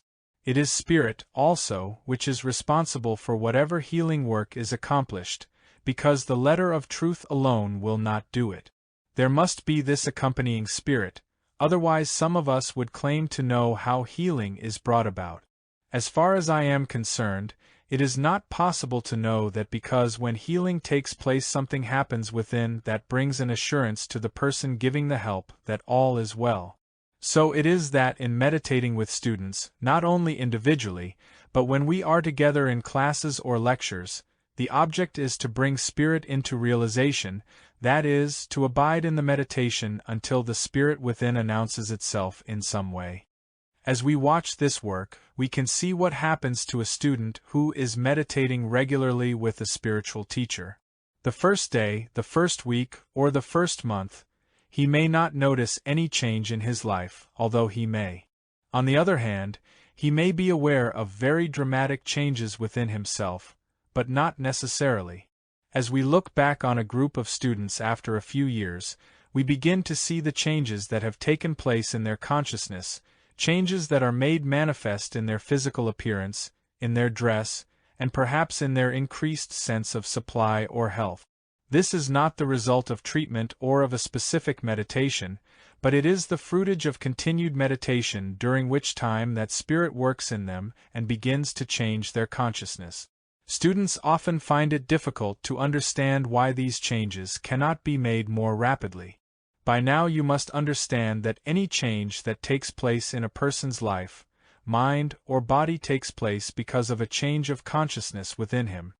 It has nothing to do with any miracle worker or with any kind of abracadabra, such as, "You were sick, but now you are well," or "You were poor, but now you are rich." It is nothing of this nature. When a person who has been touched by Spirit and has consciously realized the indwelling presence touches another person's consciousness, something takes place within that person. He responds, even though he knows nothing about how it occurred. At the moment, it may have brought forth no visible or tangible response in him whatsoever, or he may have felt something and then later forgotten about it. But one thing is certain. From that first contact, when Spirit touched his consciousness, it is working in him, and from that time on, it brings about changes in him. These changes may be rapid or they may be slow, depending upon the resistance that is within the student. The resistance within any one of us is not something for which we are responsible. It is nothing that we can change by wanting to be rid of it right away. The resistance that is in us is the cumulative effect, not only of all that we have experienced in this life, but perhaps many of the things that we brought with us of which we are not even aware. Whatever it is, the fact remains that there is within every one of us a resistance to Spirit, which, if we want to be honest, we may call the Antichrist. It is something in us that will not permit us to respond to the spiritual influence. Consciously or unconsciously, we are holding on to something. The materialism of human consciousness must be surmounted. One of the major barriers to attaining spiritual realization is the materialism that exists in our consciousness for which none of us is responsible.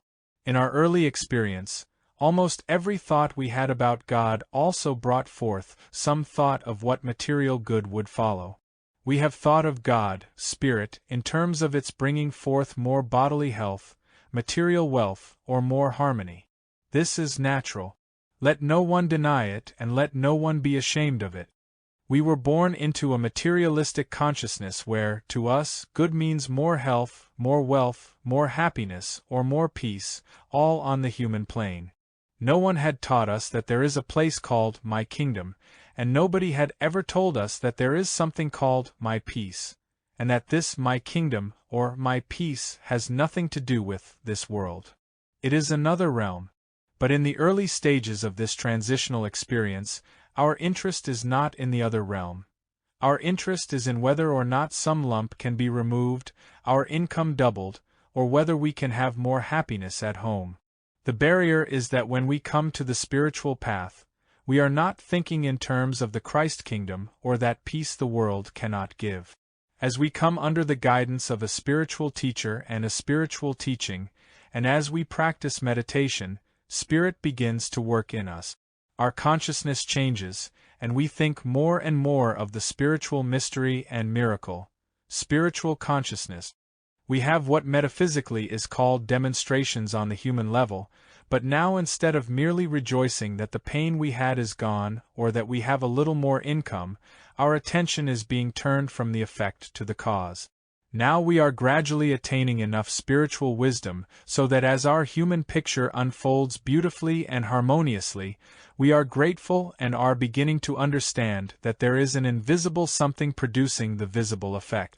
As more and more we go behind the human scene and recognize that whatever of good is taking place in the visible world is the result of our awareness of the invisible presence, a great transition begins to take place in our consciousness.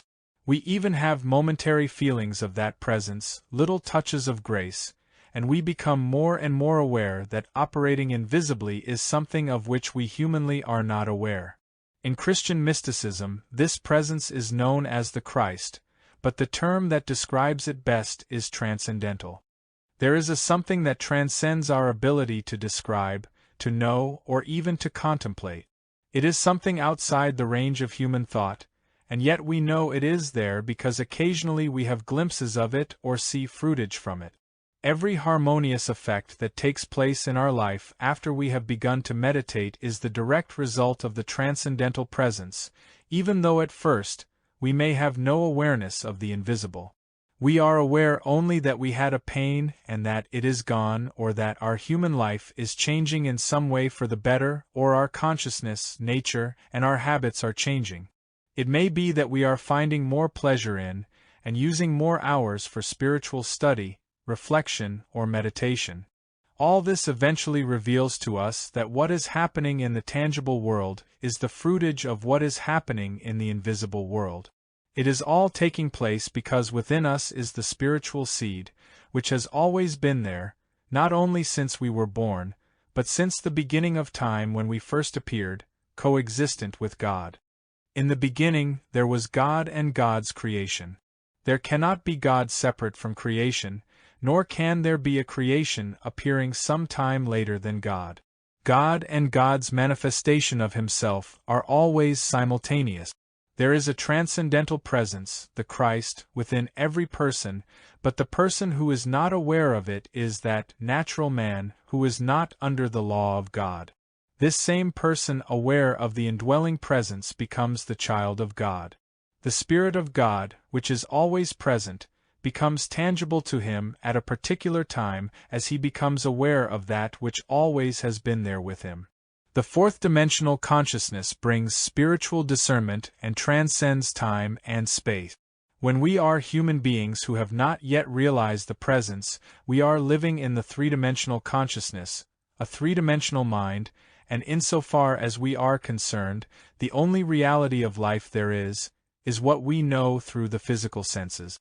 The Master through his fourth-dimensional consciousness not only had access to a place he called my kingdom, the invisible realm behind this visible one, but through the fourth-dimensional consciousness, he could, when necessary, read the minds of those about him.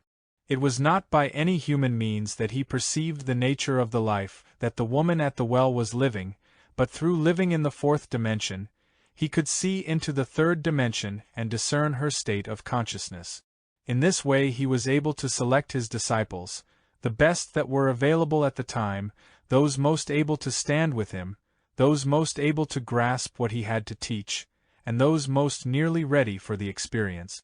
As our spiritual vision increases and our spiritual consciousness unfolds, we, too, will have the gift of discernment in some degree and be able to see some of the experiences of the past, the present, and the future. At first, we will probably wonder what is happening to us, but all that is happening is that we are now manifesting some measure of the fourth-dimensional consciousness which enables us to see into the human mind. This sometimes happens with practitioners when, in working with a patient, they are able to discern the particular error that is binding him and then nullify it. It is only because they have risen into some measure of the fourth dimension that they can see into the third dimension, see what is wrong, and correct it. It is sometimes called intuition, but it goes far beyond that.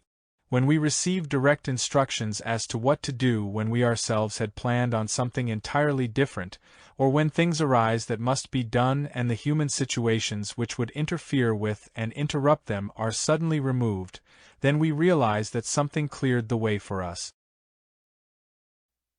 I believe that if one rises high enough in consciousness, it is possible to look back into previous lives. It may be that these glimpses of previous lives are given to those who have some reason for knowing about them. We can understand how a man like the Master may have been puzzled about why he was having the experiences he was having. Here he was in an unfriendly world with a strange message which was bringing forth a different response in different places. In his moments of mountaintop experiences, however, parts of his past may have been revealed to him to show him why he was on the path, what the meaning of his ministry was, what his part in it was to be, and what his previous preparation for it had been. Many mystics have not only had knowledge of their past experience, but they have also had knowledge of previous contacts with some of their disciples or followers on the path. This was the experience of Ramakrishna when, for the first time, he met Vivekananda. Vivekananda had not even wanted to meet Ramakrishna and had cancelled all appointments he had made to hear him. Then one day, when he could no longer refuse, he went to meet the man, and at first sight they knew each other. It is reported that at that first meeting Ramakrishna said to Vivekananda, "Why have you taken so long? I have been waiting for you for centuries." Vivekananda became Ramakrishna's #1 disciple, gave up everything in life, went to live in the ashram with Ramakrishna, and then went out into the world to carry on perhaps one of the greatest missionary works in modern days. I know of no other person who has traveled throughout the world as did Vivekananda, presenting his teacher's message in a far better way than his teacher could have presented it, and in such a way that made it acceptable and led to its establishment. In many places, so it has been with other spiritual teachers. They have recognized someone whom they had known before, or a student has recognized a teacher whom he had known before. When a person is lifted into the higher consciousness, he can look back into the lower one, just as a college student can look back into high school books that once might not have been understandable to him but are now clear. So does the fourth-dimensional consciousness see into the third-dimensional, perceive the things there, and benefit by what is seen. The teacher-student relationship. The relationship between teacher and student is an eternal relationship, if the student will have it so. This is true of my relationship with those students who have been drawn to me. Never, never will I be separated from my serious students, not by time or space, nor will I be separated from them by life or death, because I know that all that constitutes me in reality is consciousness. Therefore, I can hold in my consciousness my own, those with whom I desire to companion. Nothing will ever separate me from the love of my serious students or from sharing with them. Throughout my lifetime, I have found that my greatest joy and my greatest fruitage have been from companionship with my serious students, those who love the infinite way, those who benefit from it, and those who rejoice in their study of it. These students have been my companions for many, many years. They have really constituted my spiritual household. For this reason, I have lived in consciousness with my students very often early in the morning, and very often late at night, and very often in between. Where our treasure is, that is where we are going to be, and mine has been with spiritual seekers. Since consciousness is what I am, I embody in my consciousness all that belongs to me. And since in the kingdom of God there is no such thing as time or space, this all happens now and this all happens here where I am. You may look outside and see a sign which says Hawaii, and that is where I am and that is where it is happening. But if you look outside and see a sign which says California or London, that is where I am, and that is where it is happening. Why? Because it is happening in consciousness, not in a city or state or a country. In consciousness we are never separated. We are all one in our spiritual identity and in our spiritual household. Open your consciousness and realize that I do not exist in time or space. The only place I can exist for you is in your consciousness. If you let me out of your consciousness, you have let go of me, because all you can know of me is what you can embody in your consciousness, and this is not dependent on physical sense. So in praying for a person, it is not necessary that the person prayed for and the person doing the praying be in the same place. What is necessary is the realization that we exist as and in and of consciousness, and in consciousness we are one. We are not physical beings, we are offspring of God. That which constitutes the physical frame is only of relative importance. It is here today and sometimes gone tomorrow. There is no such thing as an eternal physical frame. Why? Because I am not a physical frame, nor are you. No separation in consciousness. Many people ask questions such as, will I be reunited with my family when I pass on? Or, will my family be reunited with me in the next world? My answer has always been, it all depends on you, and it all depends on them. If you want to be reunited with them, you will be. If they want to be reunited with you, they will be. But if you do not wish to be reunited, you will not be, because you exist as consciousness, and you can admit into your consciousness or drop from your consciousness whomever you wish. Certainly, this is true even here on earth. Are we in touch with all our relatives? No, we have no interest in some of them, and they have no interest in us, so we drop out of each other's consciousness. But there are loved ones from whom some circumstance of life or death has separated us. I can tell you that no one who enters my life or my consciousness will ever be separated or apart from it, in life or in death, except those with whom I have nothing in common and whom I am willing to have dropped from me. By the same token, they are more than glad to drop me from their consciousness. Have we ever received any benefit from another except the benefit of consciousness? Is it not a person's consciousness that blesses us? What part of me has ever blessed any student except my consciousness of truth? What part of him have I known except his consciousness, his love for truth, his love for spirit? We are one in consciousness, and one we will ever be as long as our interest is in truth, spirit, God, consciousness. Thus, in the absence of our loved ones, for any reason, there will be no sense of loss or sense of separation, because we will know that we have no physical relationship. Our relationship is one of consciousness. Each one of us, however, must be prepared for the day when our loved ones will leave us in what the world calls death. But this is not really separation, because what we love of each other is not the body, it is the consciousness. If God has breathed into us the life of God, then the life of God is the life of man, and we can never be separated from our life, not even in death, because I and my Father are one. I and my life are one, I and my love are one, one and indestructible. All the misery of humanhood arises from the belief that we are separate one from another, from our friends and relatives, separate from our supply, our home, our employment, and our country. Every discord on earth arises from the sense of separation. The unifying principle is that we are one with the Father, inseparable and indivisible, and in oneness with God, we are one with infinite good, which must include companionship, relationships, supply, home, employment, activity. There never would be a discord on earth if there were not a sense of separation from God, for only in our relationship of oneness with God are we one with one another. If we become one on any other basis, it is not a permanent relationship. Not every family remains together forever, and yet they would, if that togetherness were originally based on the understanding of oneness with God. My oneness with God constitutes my oneness with all spiritual being and with every spiritual idea or thing. No one would ever be separated from supply if his supply were based on his relationship with deity.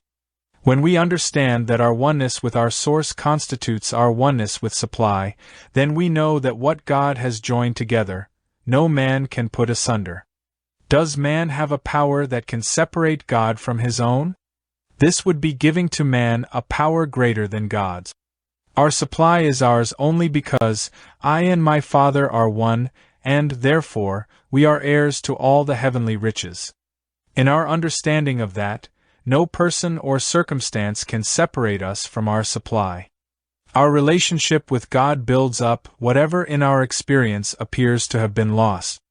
All competition arises from a sense of separation from God and from the belief that I am here, you are there, and there is something out here that we both want. What difference does it make where I seem to be or where you seem to be in time and space, or where our supply seems to be, since nothing has ever escaped out of our consciousness because God constitutes our consciousness? Rising above human consciousness. Every time we are faced with two powers in the world and remind ourselves that there is but one power, the power of the Spirit within us, we are lifting ourselves higher in consciousness. Every time we remind ourselves that we are not using God to do something to evil, but rather that we are recognizing the nothingness of the appearance of evil, we are developing the fourth-dimensional consciousness. Every time we impersonalize evil and nothingize it, realizing that it is no part of man but is the universal belief in two powers, we are destroying a part of the third-dimensional consciousness and developing that much more of the fourth-dimensional consciousness. Every time we consciously impersonalize and realize that neither sin, disease, nor false appetite is a part of our being but that it is merely a universal belief in two powers, that, too, is developing our spiritual or fourth-dimensional consciousness. Every time we recognize that I in the midst of us is God, that this I, the individualization of God within us, is really the source of our supply, health, and harmony, part of the old man is dying, and part of the new is being reborn, part of mortality is being put off and immortality is being put on. Every time we meditate, even if it is only a 10-second meditation, just enough time to create that vacuum and to listen, we are developing our consciousness to the fourth degree. An onion skin of mortality is dropping off, and we are that much closer to immortality. Every effort we make to gain more of the fourth-dimensional consciousness through reading and hearing the words of a spiritual message is destroying some mortality in us, and at the same time, clothing us with immortality. Every meditation that turns us within to let the hidden splendor flow is lifting consciousness to that fourth-dimensional consciousness. We become aware that we have a strength, a power, a dominion, and a joyousness that the world knows not of. It knows not the source, because these spiritual qualities do not arise from external circumstances. It is not because of something in the outer world. It is because of something within that we ourselves have no knowledge of beyond the fact that we have reached the place where we know that consciousness is what we are. We become conscious of an indwelling spirit, a divine presence living within us, going before us, doing all things for us, and bringing to us everything necessary to our spiritual life. Conscious Union with God, by the author. 12. Christ as the consciousness of mankind. What is it that sets spiritual teachers and persons who do healing work apart from the rest of mankind? Is it not that in some way, at some time, and for some reason they were drawn to the study of truth? Then as they began to fill their minds with truth through books, lectures, and classes, eventually something happened within them. They made a transition from man, whose breath is in his nostrils, to that man who has his being in Christ. At a particular moment in their experience, these persons attained some measure of the transcendental Christ consciousness, that which is beyond the human. From then on, error, evil, sin, disease, false appetite, or lack lost its reality to them. As persons came to them with physical, moral, or financial problems, or problems of human relationships, the error or evil disappeared just as darkness leaves a room when the light is turned on. The darkness in the room does not go anywhere because what we call darkness is but an absence of light. In the presence of light, there is no darkness. As mere human beings, we cannot function as practitioners or spiritual teachers. We may have the will, the desire, and the hope, but will, desire, and hope do not heal, reform, or enrich.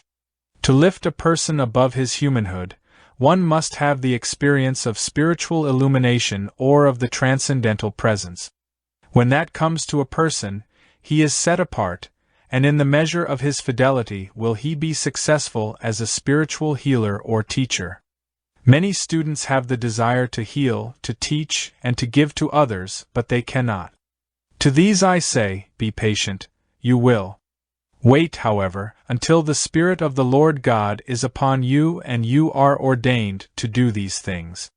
Students must be content to remain students and not try to be practitioners and teachers until the experience that results in their being set apart takes place within their consciousness. At one time, when the Spirit of the Lord God was upon a person, it was called the coming of the Christ to earth, that is, the coming of the Christ to human consciousness. Today it is believed that almost anyone can attain some measure of that Christ, or Spirit of God. Had it been said 2,000 years ago that someday there would be several thousand persons doing spiritual healing work on earth, such an idea would probably have been ridiculed. People would have said that only those whom God visited could do that. Now we know that God visits anyone who can open his consciousness in receptivity to the presence within. This has a meaning far greater than anything heretofore realized, because until recently the coming of the Christ to individual consciousness was thought of as a unique experience limited to one person known as Jesus. The coming of the Christ universally. Much has been said about the second coming of the Christ. But what is meant by the second coming? Will it be the return to earth of a man who lived years ago, or will the second coming be when the Christ comes to earth as the consciousness of all mankind?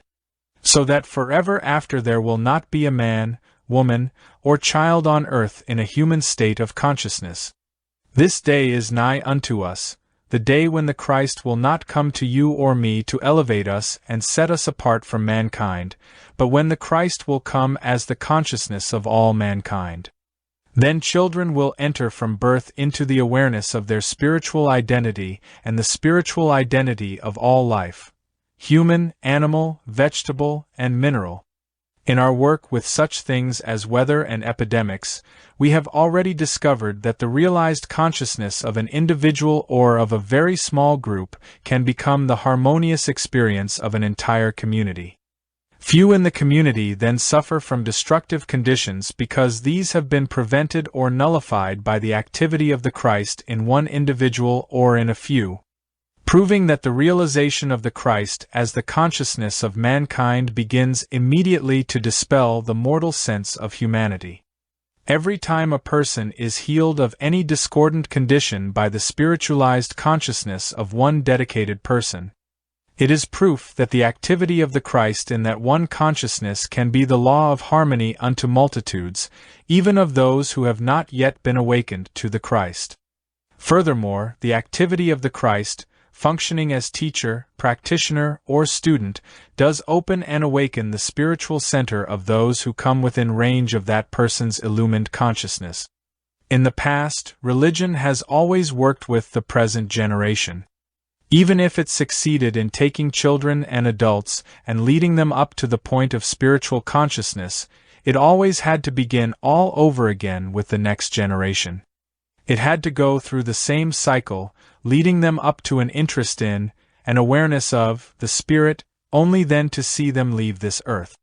As we come into the experience of the Christ as universal consciousness, children and grandchildren will not be born into the mortality of 80 years and 10, but into the immortality of Christ consciousness, and we will not have to begin again to educate the next generation into spirituality. That will be the promised day when the consciousness of God is established on earth as it is in heaven, and children are born into it. As we stop believing that God reveals itself only to me or to any me who has ever lived, we will understand that God has always been revealing itself to human consciousness. Usually only an individual here or there has been able to pick up this revelation, understand it, and reveal the whole truth, and then have students, disciples, and others later on personalize and destroy the revelations of that realized consciousness. Every master has known that God does not come to an individual. God reveals itself in consciousness. Those persons searching, seeking, and reaching for the truth are the ones who first touch it. But now we enter a new dispensation in which we must realize the nature of God as omnipresence, omnipotence, and omniscience universally. Omnipresence with me or with you. Is that not a horrible concept of God?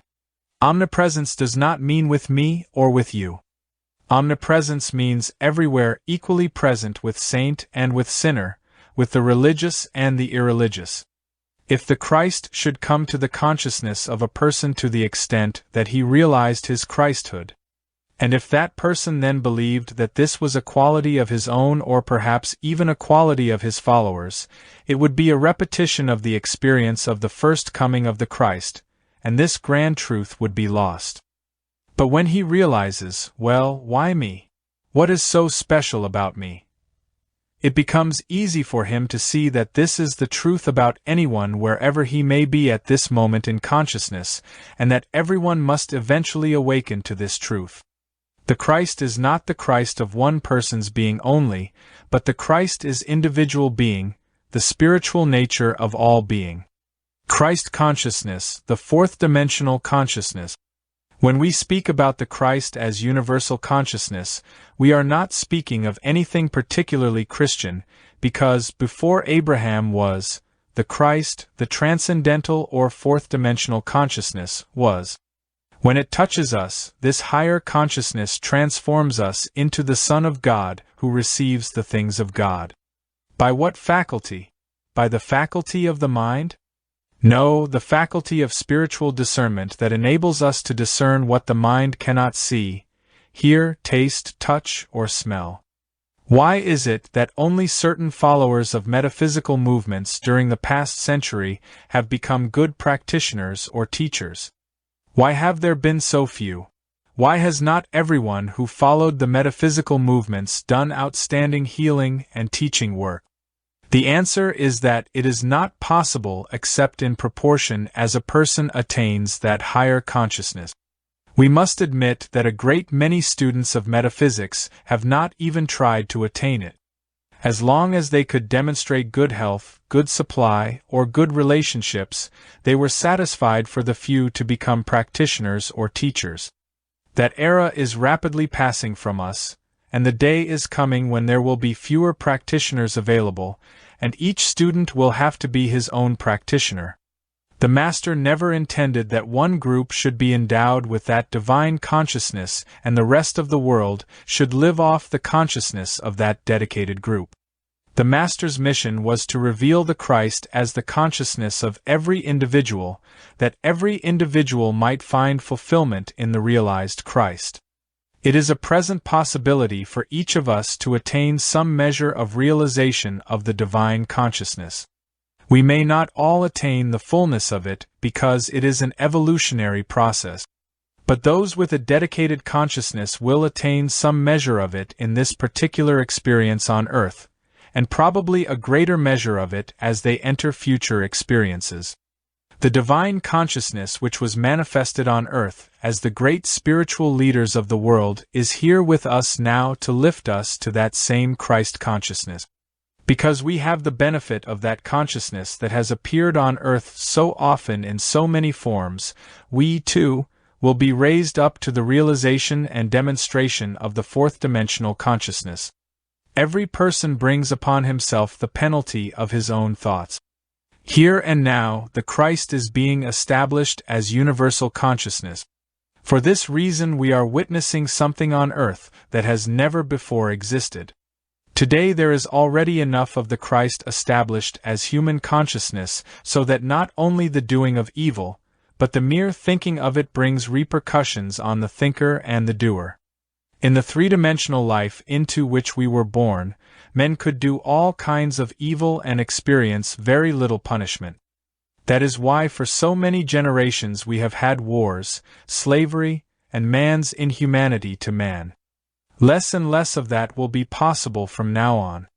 There will be less human consciousness, less cheating, stealing, and robbing men of their birthright, and less sending them into wars.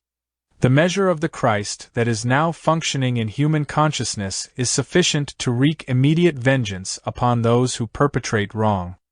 Not that the Christ wreaks vengeance, but that the human being brings upon himself the penalty of his own thoughts, motives, and deeds. Judas Iscariot committed suicide within a few days after his betrayal of the Master. Why did he do that? What made such an act inevitable? Had he betrayed Pilate, he would not have had to commit suicide. He might even have lived to enjoy his money.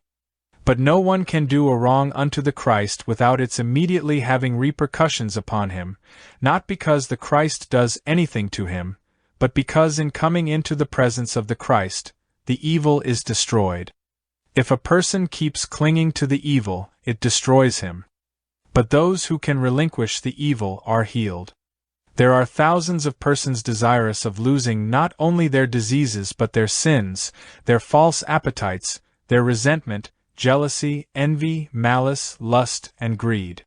But there are also those who still believe that they can continue to live by the sword, and who are not aware that in this age they are going to hit up against the Christ and eventually die by the sword.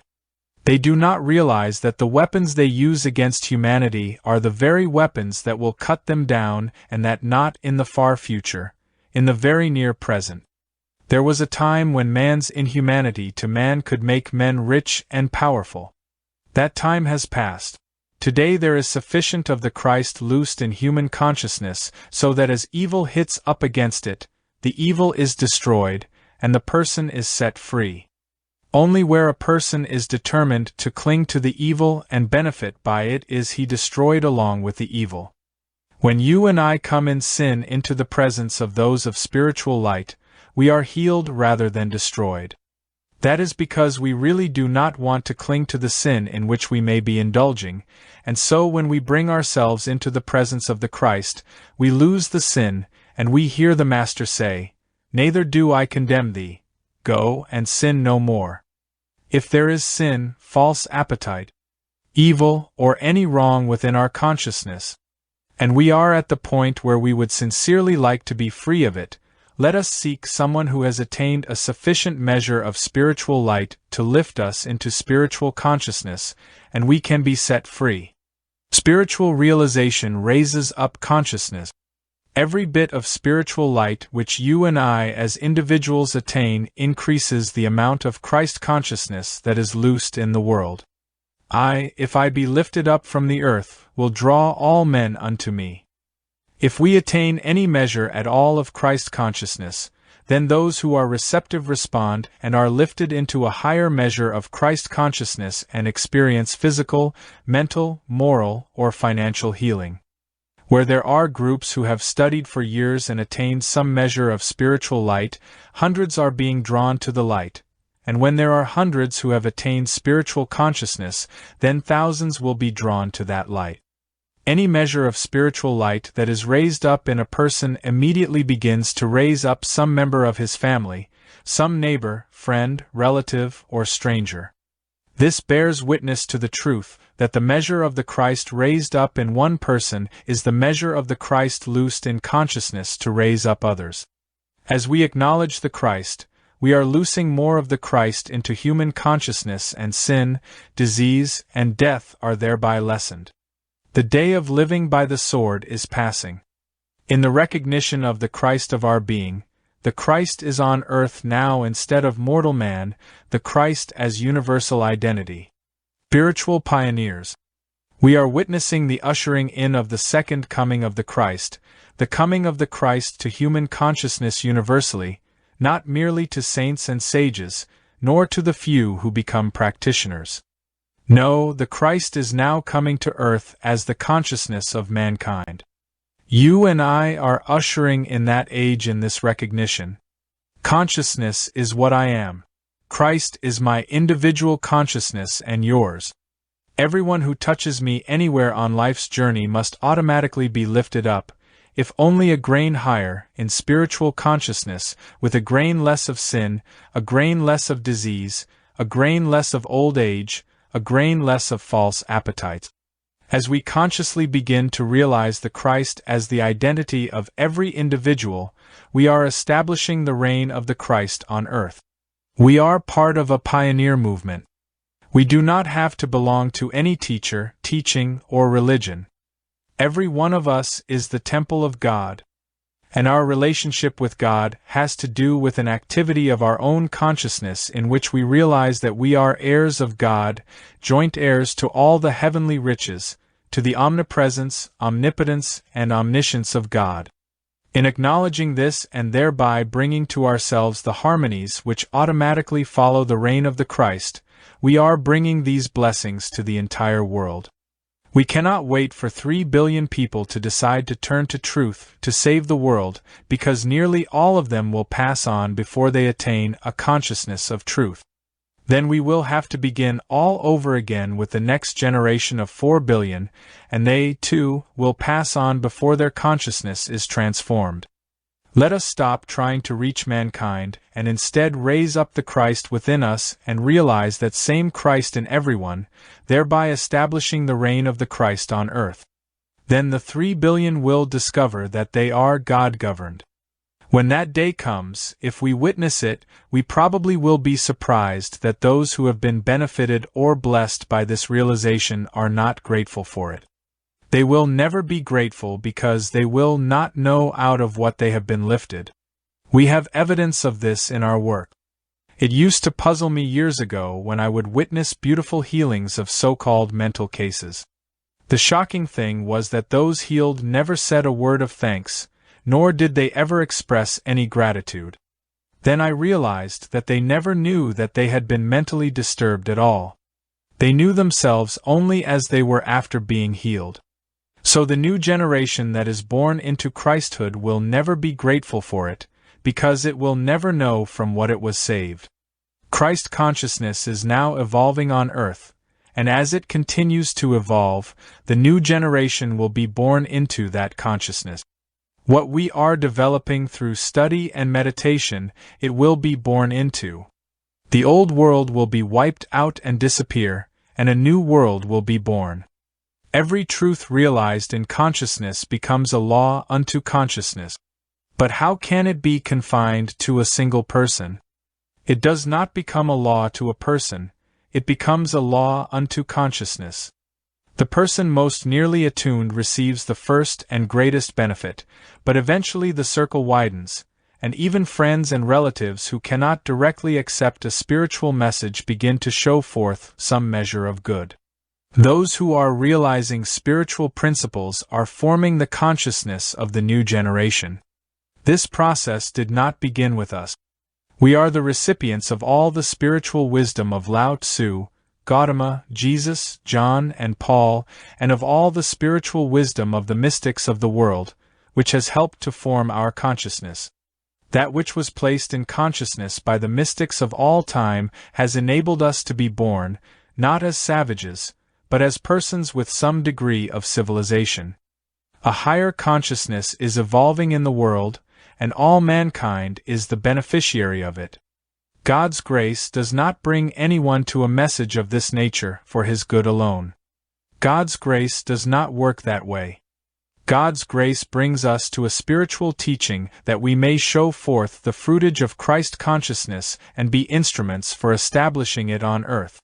Every truth that we know and every healing that takes place through our consciousness help to establish that healing grace in human consciousness. When we pass from being just human beings into an awareness of our spiritual identity, we become a spiritual influence to hundreds and possibly thousands, ensuring the day of the Christ as the consciousness of all mankind.